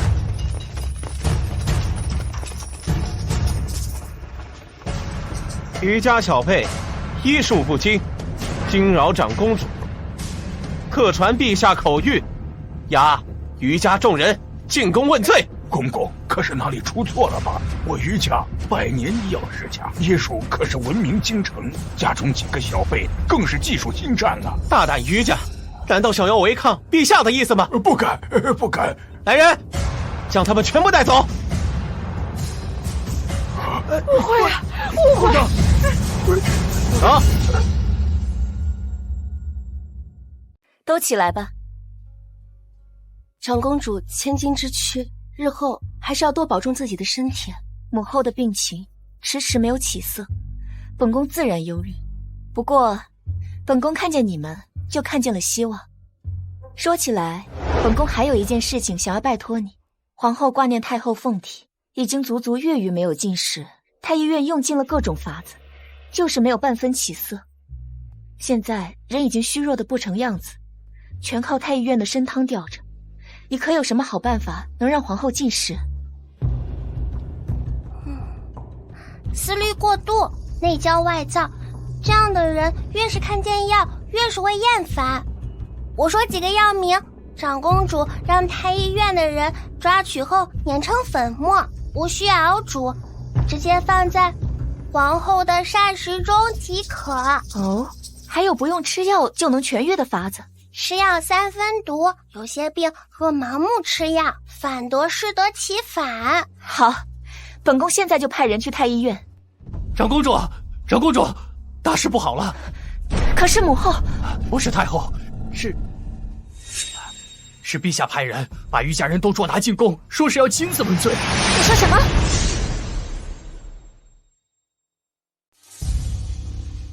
陛下，族中几个小辈的医术，绝非儿戏呀！这其中怕是有什么误会才是吧？哼，长公主都被你们气晕了，还有什么误会可言？来人，将他们先给我狠狠的打，再来问罪。陛下，陛下，陛下，住手！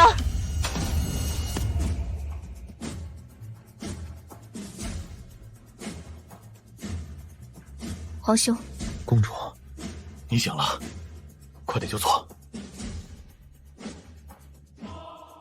皇兄，你为何要惩罚于家？这帮于家人胆大包天，医术不行，还敢进宫为太后医治，这种狂妄之徒，朕必不会放过。皇兄，朕知道，你虽然心善，但不是什么人都可以原谅。今日若不能以儆效尤，他日谁都可以进宫放肆。来人，把他们给我各打50大板！皇兄，错了，于家小辈没有医术不精，输的人是张院判等人。你说什么？张院判输了？于家小辈和太医院的比试是我亲眼所见，确实是张院判输了，而且还是输给了他。这么一个小黄毛丫头，不可能，绝对不可能！二哥，你听见了吗？千欢把院判给赢了。千欢真的赢了？千真万确，我们可都是亲眼看着呢。院判还带着太医们给千欢下跪了呢，说是很敬重千欢的医术。一派胡言！张院判医术精湛，乃是京城之最。你们就算是医药世家，也绝对不可能仅凭一个小小的黄毛丫头就赢了张院判。皇兄，此事千真万确。朕知道你非常希望太后痊愈，但你不能迫切的希望太后康复，而什么人都包庇。皇兄，我没有。还说没有？如果没有，你怎么会编出一个让张院判输给一个黄毛丫头如此离谱的谎言？你以为朕真的会相信吗？皇兄既然不相信我说的话，那我现在就传张院判等人过来。长公主，你现在还在自欺欺人，包庇这些医术不精的人，真是太让朕失望。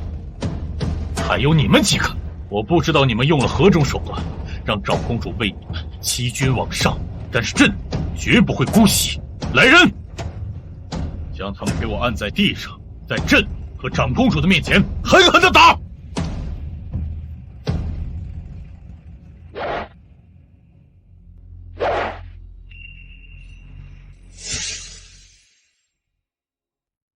张院判携太医院太医抵达，微臣给陛下请安。快起身！既然张院判已经到了，我看你还有什么话好说。张爱卿，你来的正好。朕刚刚听到一个天大的笑话，听说你张院判居然输给了一个小小的黄毛丫头。张院判医术精湛，享誉京城名手之称。你们这些余家的小辈，就算是再苦练10年，也不可能是张院判的对手。尤其是你这个小小的丫头，年纪轻轻，满嘴谎言，可恶至极。我没有说谎，我确实赢了。放肆！到了现在还敢狡辩！陛下，张院判放心，朕自会替你做主。陛下有所不知，刚刚的比试，微臣确实是输了。你说什么？当时赢微臣的人，正是于家妖女于千欢。当真？皇兄，于千欢虽然年纪小，但医术确实精湛。看来真的是朕误会了。众爱卿，快起身！多谢陛下。现在我可以去见太后了吗？那是当然。赶快挪开屏风。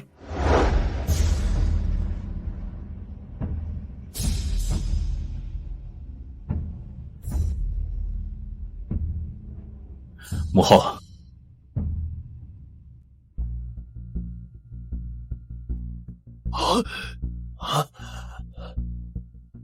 前段时间母后一直郁郁寡欢，没过多久便不省人事，一晃已经半个月有余。母后病情不但没有任何起色，腹部还愈发肿胀。太后腹中可是积血化脓成瘀？正是。既是积血化脓成瘀，以银针开血，将淤血排出体外不就行了？你说的这个法子，我们早就想到了，但太后体内的淤血已堆积至五脏六腑，银针排血虽然有效，却慢。不等体内的淤血排出，又会有新的淤血继续化脓肿胀腹部。如此说来，岂不是无解？不，有解。快说说你的办法。开膛破肚。放肆！我说的是实话，也是唯一的办法。太后千金之躯，国之凤体，你居然说出如此大逆不道的话来！信不信我现在立刻处死你！长公主，求您救救欢儿。皇兄现在正在气头上，我说的话根本没用。这个时候，皇兄唯一能听得进去的就是皇后的话。可是皇后现在的身体……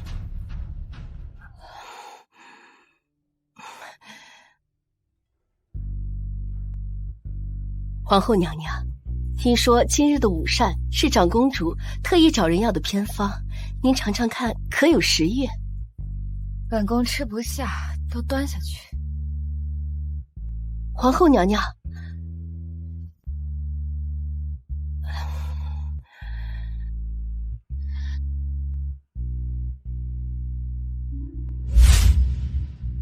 等等，放下。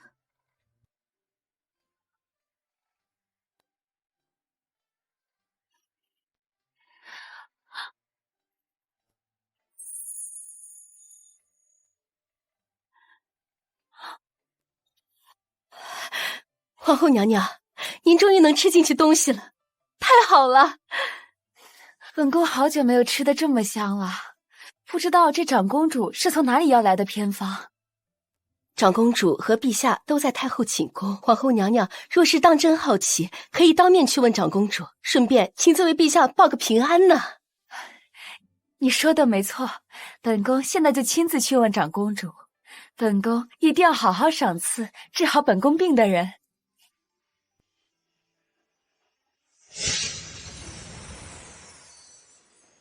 长公主殿下，您也知道，皇后娘娘已经许久不曾进食，那身体羸弱不堪，眼下怎会为这个黄毛丫头说情呢？千欢，赶紧给陛下磕头谢罪呀！赶快跪下，别愣着呀！你想害死我们所有的人吗？陛下，草民的妹妹年幼无知，还请陛下息怒。太后的身体岌岌可危，必须马上开刀，不然会有生命危险。大胆！你敢诅咒太后？我没有胡说。放肆！母后的凤体，岂能你们随便的诅咒？这就是你所谓的医术精湛，我看完全是胆大妄为。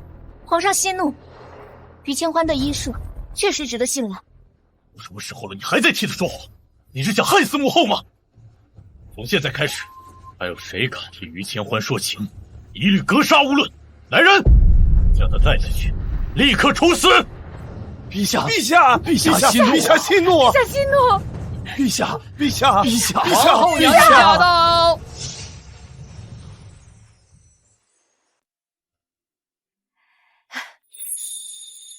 臣妾给陛下请安。皇后的气色怎么变得如此的好啊？说起来，还都是长公主的功劳呢。陛下，这是发生了什么事啊？皇后娘娘，您有所不知，有人要谋害太后。是谁？竟敢如此大胆！我没有想谋害谁，我只是要实话实说。哼，你都要把太后开膛破肚了，还不叫谋害？我可以以我的性命担保，我只想治好太后的病。哼，你的贱命值几个钱？能跟太后的凤体相提并论吗？陛下，这个于千欢无官无职，却突然对太后的病情如此上心，宁愿搭上自己的性命。微臣以为，他就是图谋不轨，还请陛下明察。小小的年纪，竟敢包藏如此祸心，真是好大的胆子！陛下，草民的妹妹没有谋害太后的理由啊！没有理由？替太后开膛破肚，这就是理由？还有你们几个，不但不清理门户，还在这里公然偏袒，简直就是大逆不道！太后是为了国事才忧虑至此，虽然本宫不知为何你要如此谋害太后，但你的狠心，本宫已经全然知晓，你们已无需再多言。皇后，你误会了，于千欢他……长公主无需多言，此事并没有什么误会可说。陛下，臣妾恳请陛下将于千欢凌迟处死。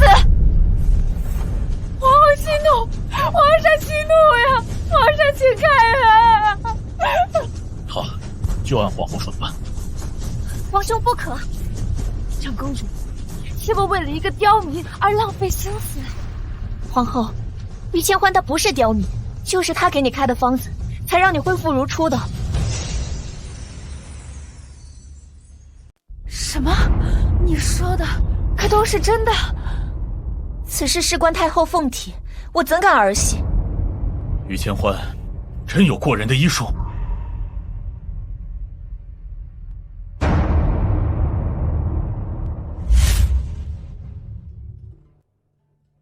想不到你小小年纪竟有如此过人的本事，果然呐，人不可貌相。刚刚啊，是本宫错怪你了啊。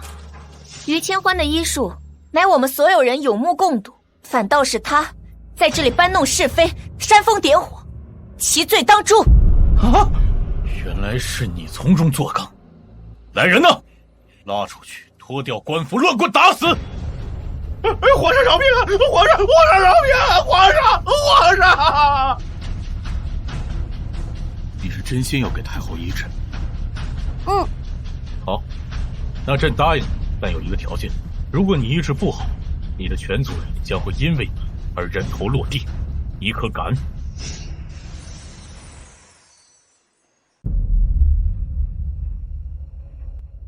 给爷爷说实话，医治太后有几成把握？9成。好，遇事不慌，有你父亲当年的风范。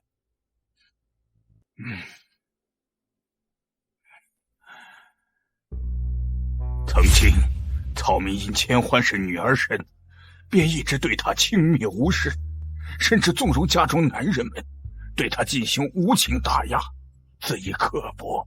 现在想想，草民真的是糊涂。好在这次有能够让草民赎罪的机会，草民愿为于千欢赌上自己的人头。草民同样愿意。还有草民千欢，别担心，这次有我们一起陪着你。千欢，放心大胆的去诊治，这次叔叔们定然陪你上黄泉下碧落。为太后诊治，女子一人做不到，还缺一个帮手。陛下，太后凤体若当真开膛破肚，有万难在，恐怕不便。民女自幼学医，愿陪同妹妹一起为太后诊治。只是民女有一请求，室内光线阴暗，还请陛下与其他人一起回避，准许民女在此处为太后诊治。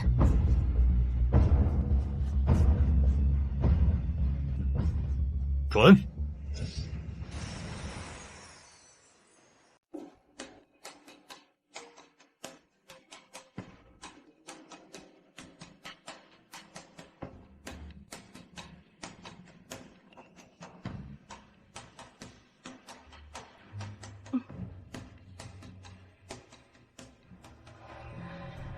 虽然可以暂时用其他的药材代替麻药，但药效并没有麻药成熟，只能维持短暂的1刻钟，必须要在这之前完成开刀和缝合。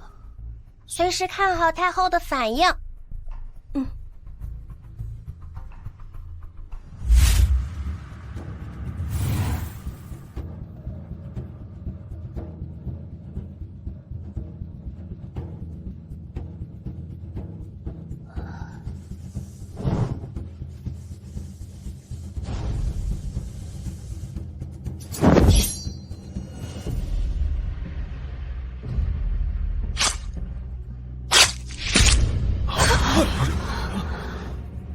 怎么会有这么多血？该不会是失手了吧？我就说了，什么开刀嘛，听都没听说过的办法，怎么可能行得通嘛？闭嘴！现在是抱怨的时候吗？胡闹，简直是胡闹！朕刚刚就不应该答应你们。太后流了这么多血，恐怕是已经……陛下，来人，将余家姐妹给朕带出来！朕下全王，族长，皇兄，你快看！这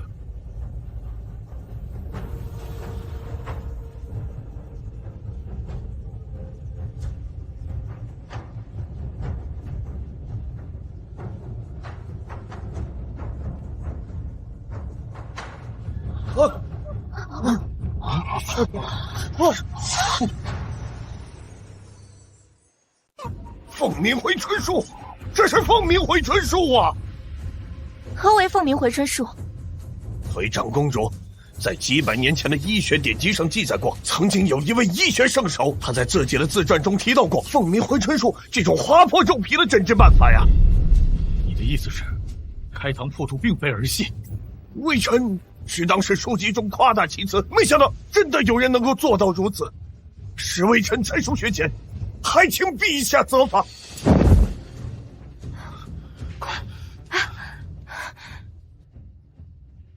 母后，母后，母后，醒了。哀家已经很久没有这种舒畅的感觉。母后，你终于醒了。哭什么？傻孩子，母后这不是好好的吗？好，这是好事，大喜事，不准哭。没想到你小小年纪，医术竟然如此精湛，实乃我大夏国之幸啊！今日朕便要设宴，将母后醒来之事告知天下，你和你姐姐也要一同前来赴宴。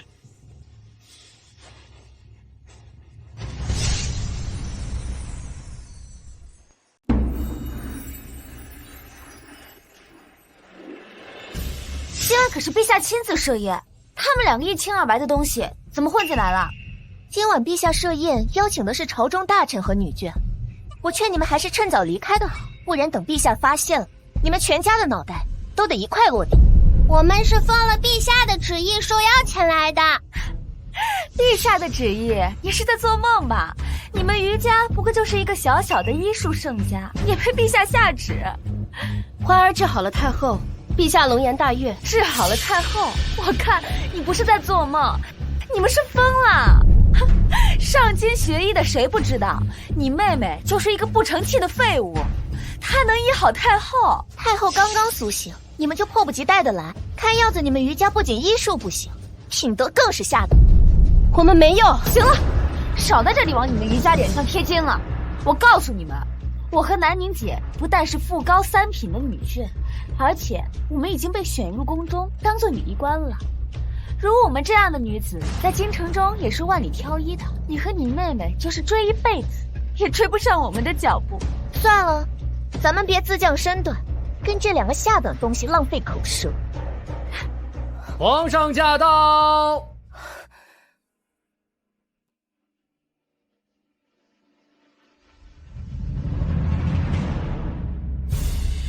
平身吧。想来你们已经听闻太后苏醒的喜讯了。太后凤体安康，自是值得举国欢庆。就是不知究竟是哪位医术大家这么厉害，竟能治愈太后凤体。若有机会，微臣愿携所有宫中女医官前去跪地感谢。朕今日设宴，刚好邀请了他们来赴宴。陛下说的是，他们现在就在这里。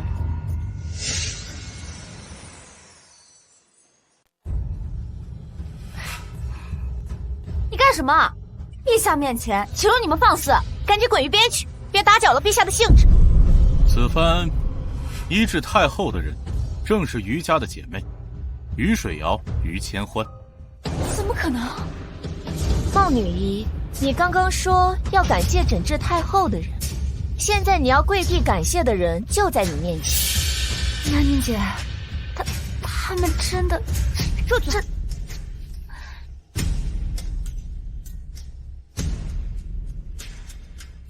行了，都落座吧。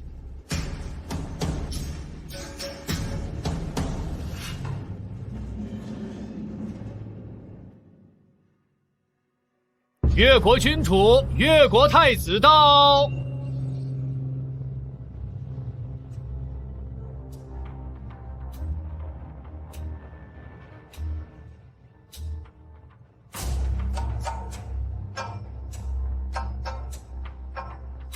越国就是我们的联盟国吗？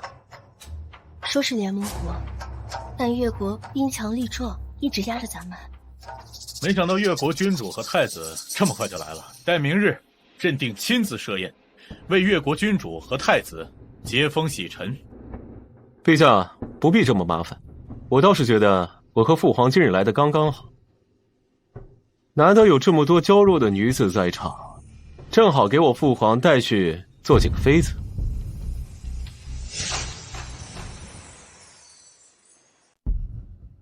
这越国太子真逗，当我们这里是他父王的后宫嘛。花儿切莫胡言，咱们和越国的联姻持续数年，只可惜越国和咱们夏国的环境差距太大，每年送过去联姻的女子，不到几日便撒手人寰。这也是为什么陛下每年必须送女子去越国联姻的理由。死了就送新的过去，拿女子当什么？牲口畜生吗？嘘。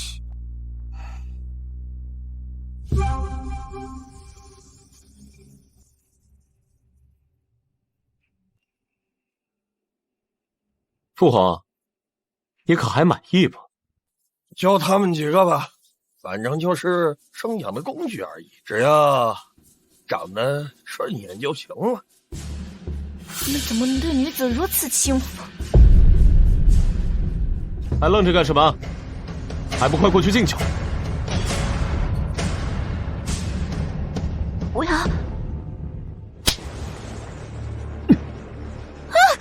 官儿，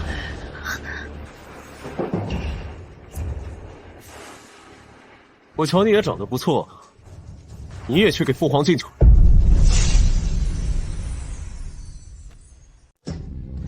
越国太子稍安勿躁，此女子今日刚刚治愈太后，本宫和陛下正有让她进宫当女医官的打算。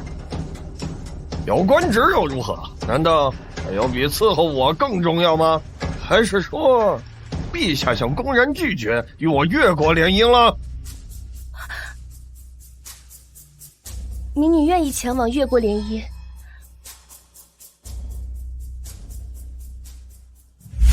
环儿乖，我不能眼看着咱们国家和越国决裂，国泰则民安，这是父亲以前经常说的一句话。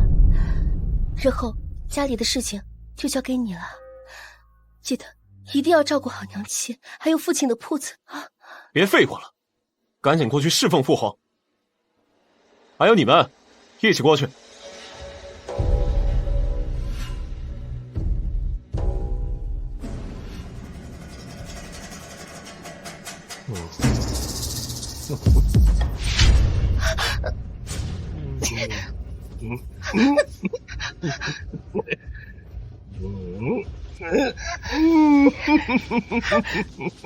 啊！放肆！他们简直太放肆！把你的脏手拿开！放肆！竟然对我父皇不敬！官儿，于千花不得对越国君主无礼，还不赶紧跪下求越国君主宽恕？我只是想告诉你们，我们国家除了女子之外，还有其他对你们有利的东西。这是我听过最好听的笑话。你们国家兵力衰弱，除了这些能为我们越国生养孩子的女子外，还有什么能拿得出手？医术。小小年纪大言不惭，我们越国巫医医术高超，岂是你能比的？如果你的医术真有口中说的那么厉害，就不会对那些水土不服的女子束手无策，任由她们惨死在越国。陛下，我们的医术远超越国，还请陛下免除联姻之策，用医术交换。皇上，这些年咱们与越国联姻，已经导致人心惶惶。我觉得于千欢的办法倒是可以一试。好，越国君主也说，一个小小的生育工具，也敢在这种场合大言不惭？你凭什么敢保证你们国家的医术一定高过我们越国呢？我有没有本事，你的人跟我比一比就知道了。一个同牛马畜生一样的低等东西，根本不配和我比试医术。越国巫医切莫小瞧了于家妖女，她的医术可是本宫和陛下亲眼所见。哼哼，据我所知，夏国的太后被宿疾缠身多日，一直不见康复。如果你们夏国的医术如此厉害，何以见得夏国的太后还卧床不起呀？陛下，你就任由一个下等的东西对待我君王，乃是对我们越国不敬。太子，实不相瞒，此女已医好了太后的宿疾。一个小丫头而已，怎么可能有这样的本事？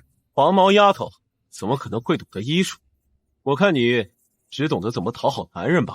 我有没有本事，你的人跟我比一比就知道了。小小年纪还大言不惭，父皇，这样的人必须严加惩戒，以儆效尤。请陛下现在就将此女子拖出去问斩。陛下，你要为了一个下贱的东西与我们越国为敌吗？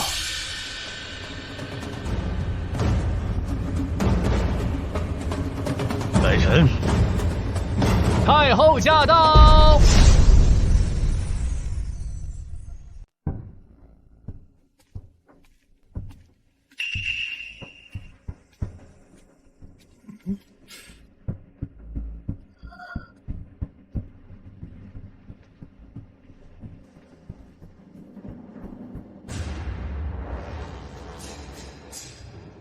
夏国太后不是应该卧床不起吗？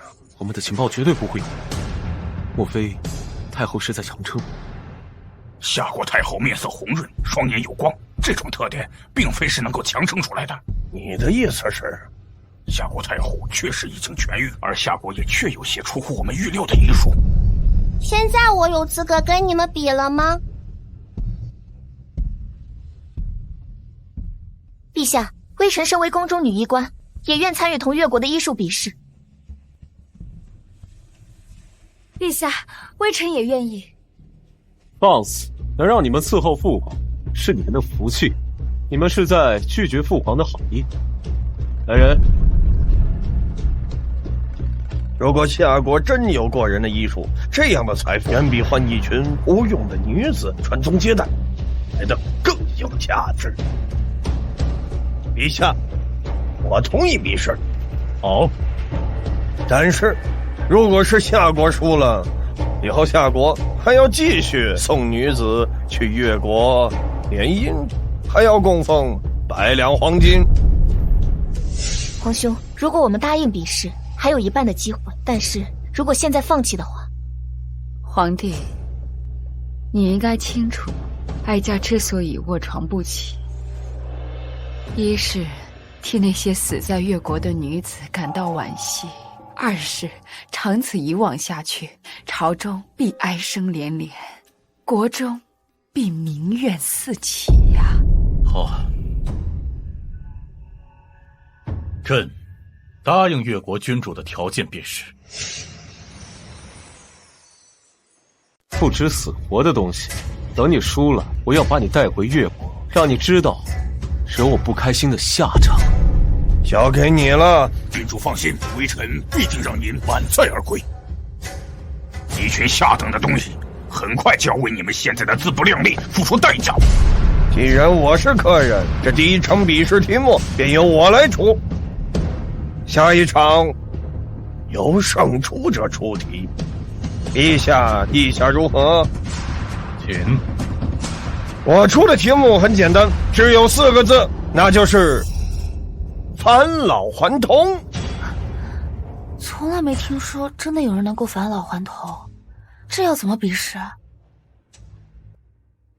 师傅，这么简单的题就交给你了吧？是。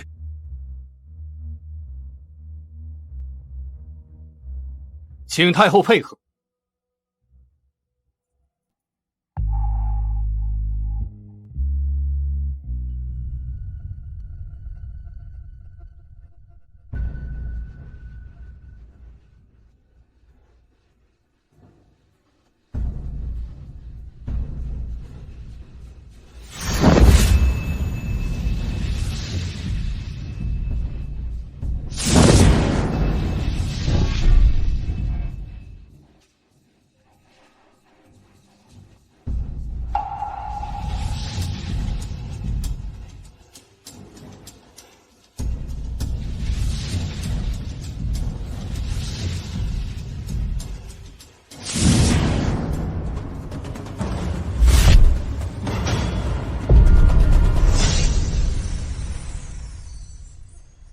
这是什么医术？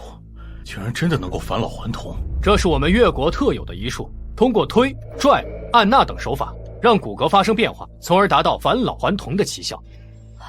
没想到这世上真的有人能做到如此，这简直就是逆天的医术啊！既然连陛下都称赞你医术高明，不如你先让我们开开眼界，看你究竟有多大本事。还是我来吧。欢儿，我知道你的医术过人，但我不能总依靠你。况且我是你的姐姐，理应挡在你的前面，保护你的。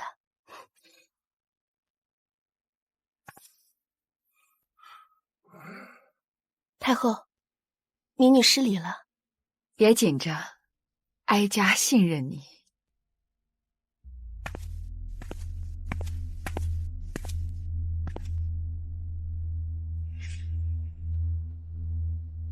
我还以为你有什么天大的本事，原来只不过是个大夫都会的针灸。哼，陛下，说起针灸，我们越国的巫医可是这个。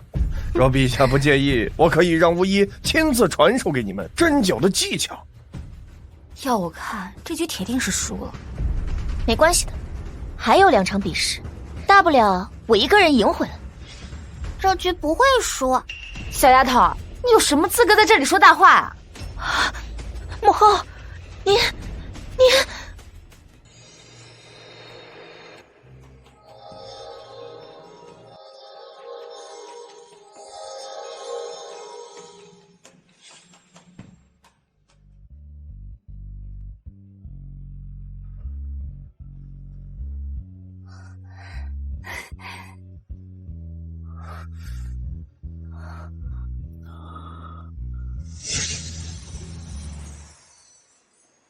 没想到，哀家的满头花发也能变得如年轻时候黑亮。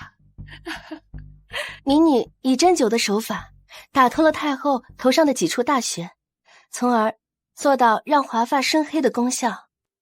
好，能使得华发变黑，也算是返老还童。这局你们虽然没赢，但也没输。献丑了。好样的！我们欢儿那么厉害，当然不能拖后腿了。不就是打了个平手而已，有什么好得意的？待会儿南宁姐一出手，好好让你们2个没见识的开开眼界。只要是平局，咱们就还有机会。陛下，既然第1局是平手，这第2局是不是还是应该我来出题？越国君主请。这第2局依旧是4个字：快枯骨生肉。世人常说妙手回春，枯骨生肉，可真正能做到的，怕是根本没有。枯骨生肉只是一个形容罢了，如何能当做笔试题目？这根本就是强人所难啊！不就是枯骨生肉吗？这么简单的题目就让我来好了。陛下，这可是我们越国的宝贝，乃是医圣在世时唯一的弟子，现在是我越国的圣女。什么？她竟然是越国圣女？南宁姐，你这是怎么了？医圣在世时，医术已经到达了超凡脱俗、出神入化的地步，他们的越国圣女更是继承了医圣的衣钵，其医术早已响彻各国。你，过来。你想要做什么？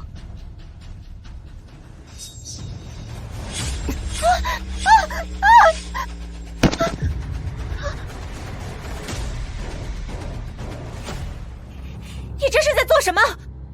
长公主，稍安勿躁，好戏还在后头。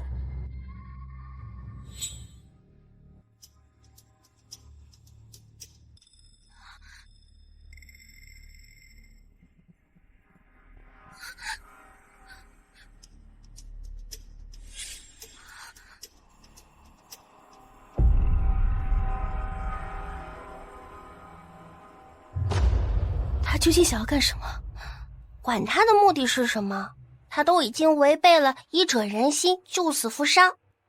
这样的人，就算医术再厉害，也不配为医。可以把你脸上的药膏全部擦拭掉。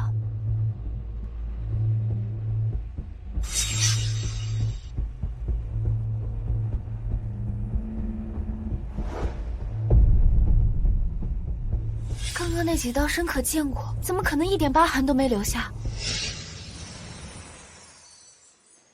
刚才所有人都亲眼瞧见，那女子面容被毁，按照普通人的医术，就算再怎么缝合，也会留下疤痕。而我越国圣女就在短时间内，让血肉模糊的皮肤恢复如初，足以堪称“枯骨生肉”4个字。医术是用来救人的，不是用来害人的。要是没人受伤，怎么能体现出我越国圣女的威力？况且，和母猪一样只会生孩子的废物，就算死，也死不足惜。你别浪费时间了，该你们了。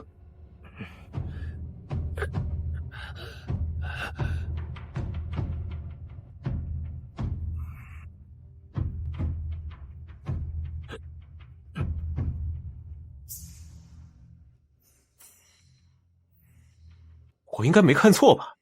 这也叫医术啊！陛下，这就是夏国的所谓的医术精湛吗？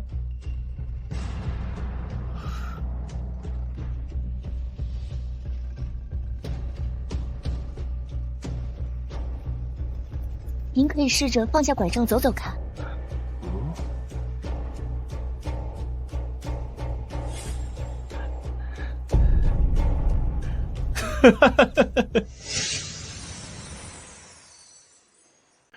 这和刚才拄着拐杖有什么区别？针灸和按摩可使断骨重生，但也并非一次能做到，还需要时间和疗程。我们没有这么多时间浪费在你这个贱人身上。要我说，你的医术也只配给畜生看病。针灸按摩确实可以达到断骨重生，但这并不稀奇，可以说是个大夫都会。如果夏国连这种医术都敢拿出来炫耀的话，足可以说明夏国的医术不值得一提。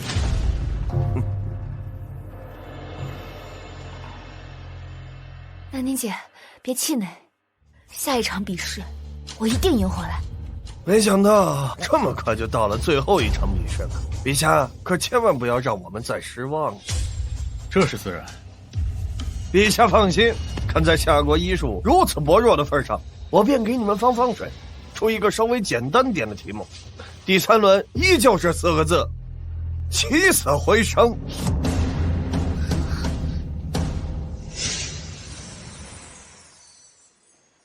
皇兄，这哪里是让着我们，这分明就是故意刁难。那么，长公主认为夏国没有人能做得到。既然如此，这第3轮也就不用比了，你们夏国直接认输吧。生死乃亘古不变，起死回生根本就是无解。越国君主这一题是强人所难了。太后觉得无解，是因为您从来没有见过高明的医术。今日我便让您看看什么叫做起死回生。那你姐放心，在女医馆里面，除了你之外，就属我的医术最为精湛。你放心，这场比试我一定会全力以赴。不管怎么样，也比那2个半吊子强。第3局，你有什么好办法？生死轮回，不可逆天，我并没有什么好的对策。想要逆天其实也不难。以前在医院的时候，我可是没少从死神手里抢人。你个小丫头，少在这里说大话。虽然我也觉得起死回生不太可能，但若是我妹妹说的，我便相信她一定能做到。我看你们就是2个疯子。南宁姐，这场比赛关系到我们所有夏国女子的以后，一定不能交给一个连字都认不全的黄毛丫头去丢人现眼。好，最后一场交给你了。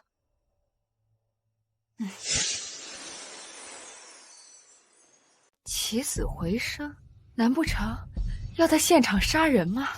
太后您多虑了，陛下和君主都在，自然不能喊打喊杀，还请太后命人送来2条刚死的鲜鱼即可。好，就按越国巫医要求去办。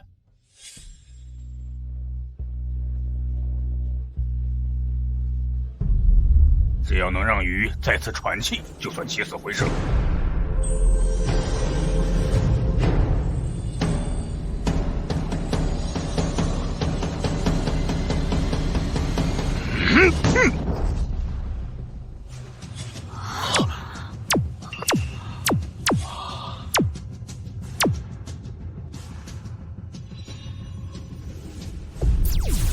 越国巫医对穴道的掌握和拿捏，已经到了炉火纯青的地步，确实有点本事。活了，那条鱼真的活了。陛下觉得如何？虽然只是让鱼喘息了片刻，但确实做到了起死回生的效果。越国巫医的医术果然名不虚传。这个废物在干什么？瞧他这模样，该不会是要做菜？啊！我不行，我做不到，我真的做不到。如果你主动认输的话，夏国就彻底输了。这不可能，思雨就不可能活过来了，他不可能。陛下，既然夏国输了，就要愿赌服输。没错，从现在开始，不但要持续跟我越国联姻，给我越国进献大量美人，还要额外加购黄金10000两。还愣着干什么？还不赶紧过来，跪在地上侍奉我父皇！放手！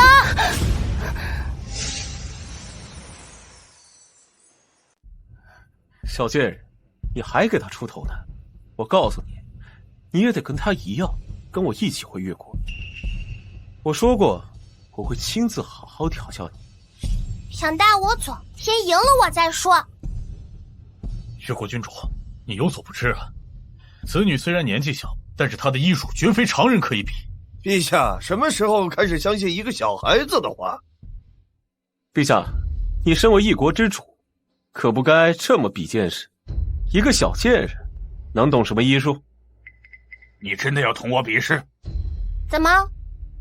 不敢？小丫头，我虽然不知道你哪里来的底气，敢在这里说大话，但这里可不是你过家家的地方。我没时间陪你玩假装大夫的游戏。你也妄想比试？哼，我看你连字都没认全。认不认全的不要紧，只要能赢他就够了。就凭你？笑话！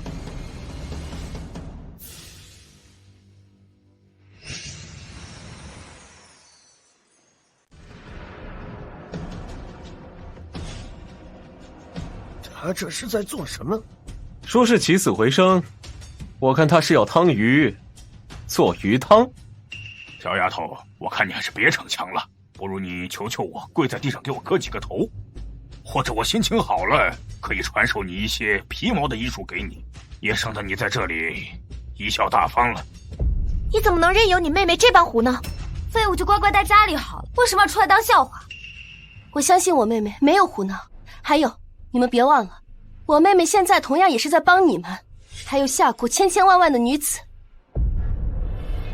我看似乎是没必要继续浪费时间了。胜负已定，陛下，你还要任由这下贱的东西在这里胡闹吗？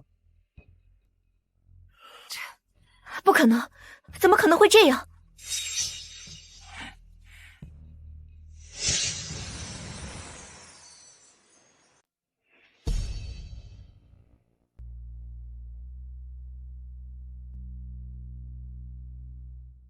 缝合的手法确实可以让人眼花缭乱，但究竟是不是胡乱缝的，还要仔细辨别。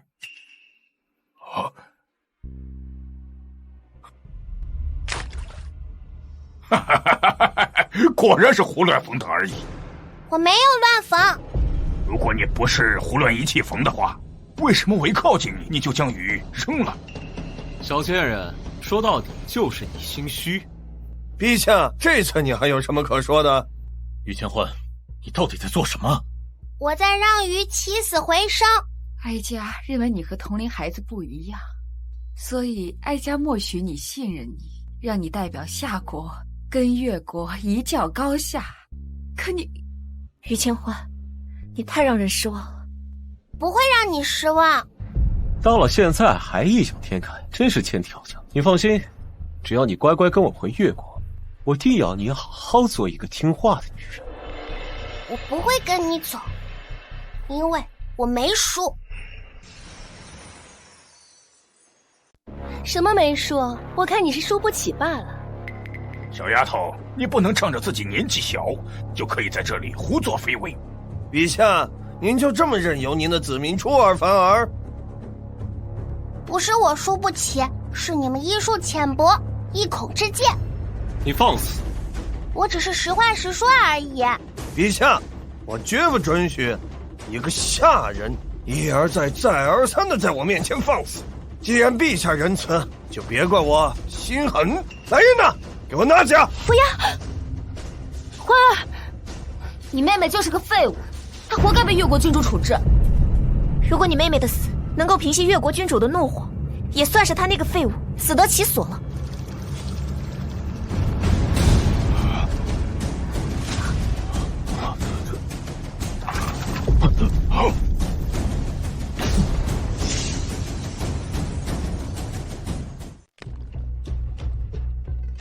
刚才那鱼是哀家眼花了吗？母后，没错的，就是那条死了的鱼，它真的活了。不可能，绝对不可能！竟然真有人能做到如此完美的起死回生！你输了。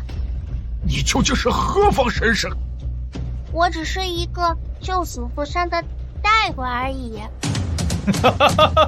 好！真没想到夏国竟有这样的医术，真是让人叹为观止。虽然3局总算下来两国是平手，但单单凭借刚刚那招起死回生，实在让人心服口服。我决定从今以后废除两国联姻，但每年以后我就会派人来夏国学习医术，还希望陛下不要吝啬夏国医术，一定倾囊相授才是。请越国君主放心，君无戏言。欢儿，我就知道你会赢的，我就知道。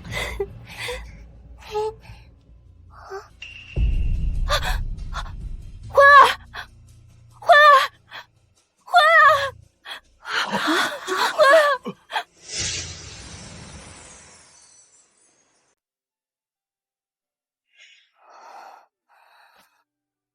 孙教授，你总算是醒了。我怎么了？您就是疲劳过度，在颁奖典礼昏倒了。好在没有什么大碍。您既然已经醒了，今天就可以办理出院手续了。真的只是昏倒吗？我怎么记得我自己穿越回了古代，而且还……邓教授，您在说什么呀？哪里会有人穿越？我看呀，您就是太累了。您就算出院以后啊，也要注意吃饭和休息的。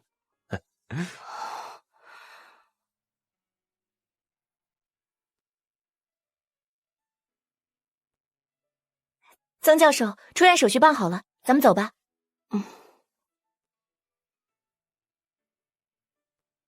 你们刚刚来到医院，其实你们年轻人才是最辛苦的。我们作为医护工作者，是我们一个上升的职业。曾教授，你看，范主任又在跟新来的实习生讲医院的历史呢。其实我今天想要说的是，咱们这家医院在几百年前是个医馆，而经营这家医馆的是一个当时非常有名的女医学家，她的名字叫做于千欢。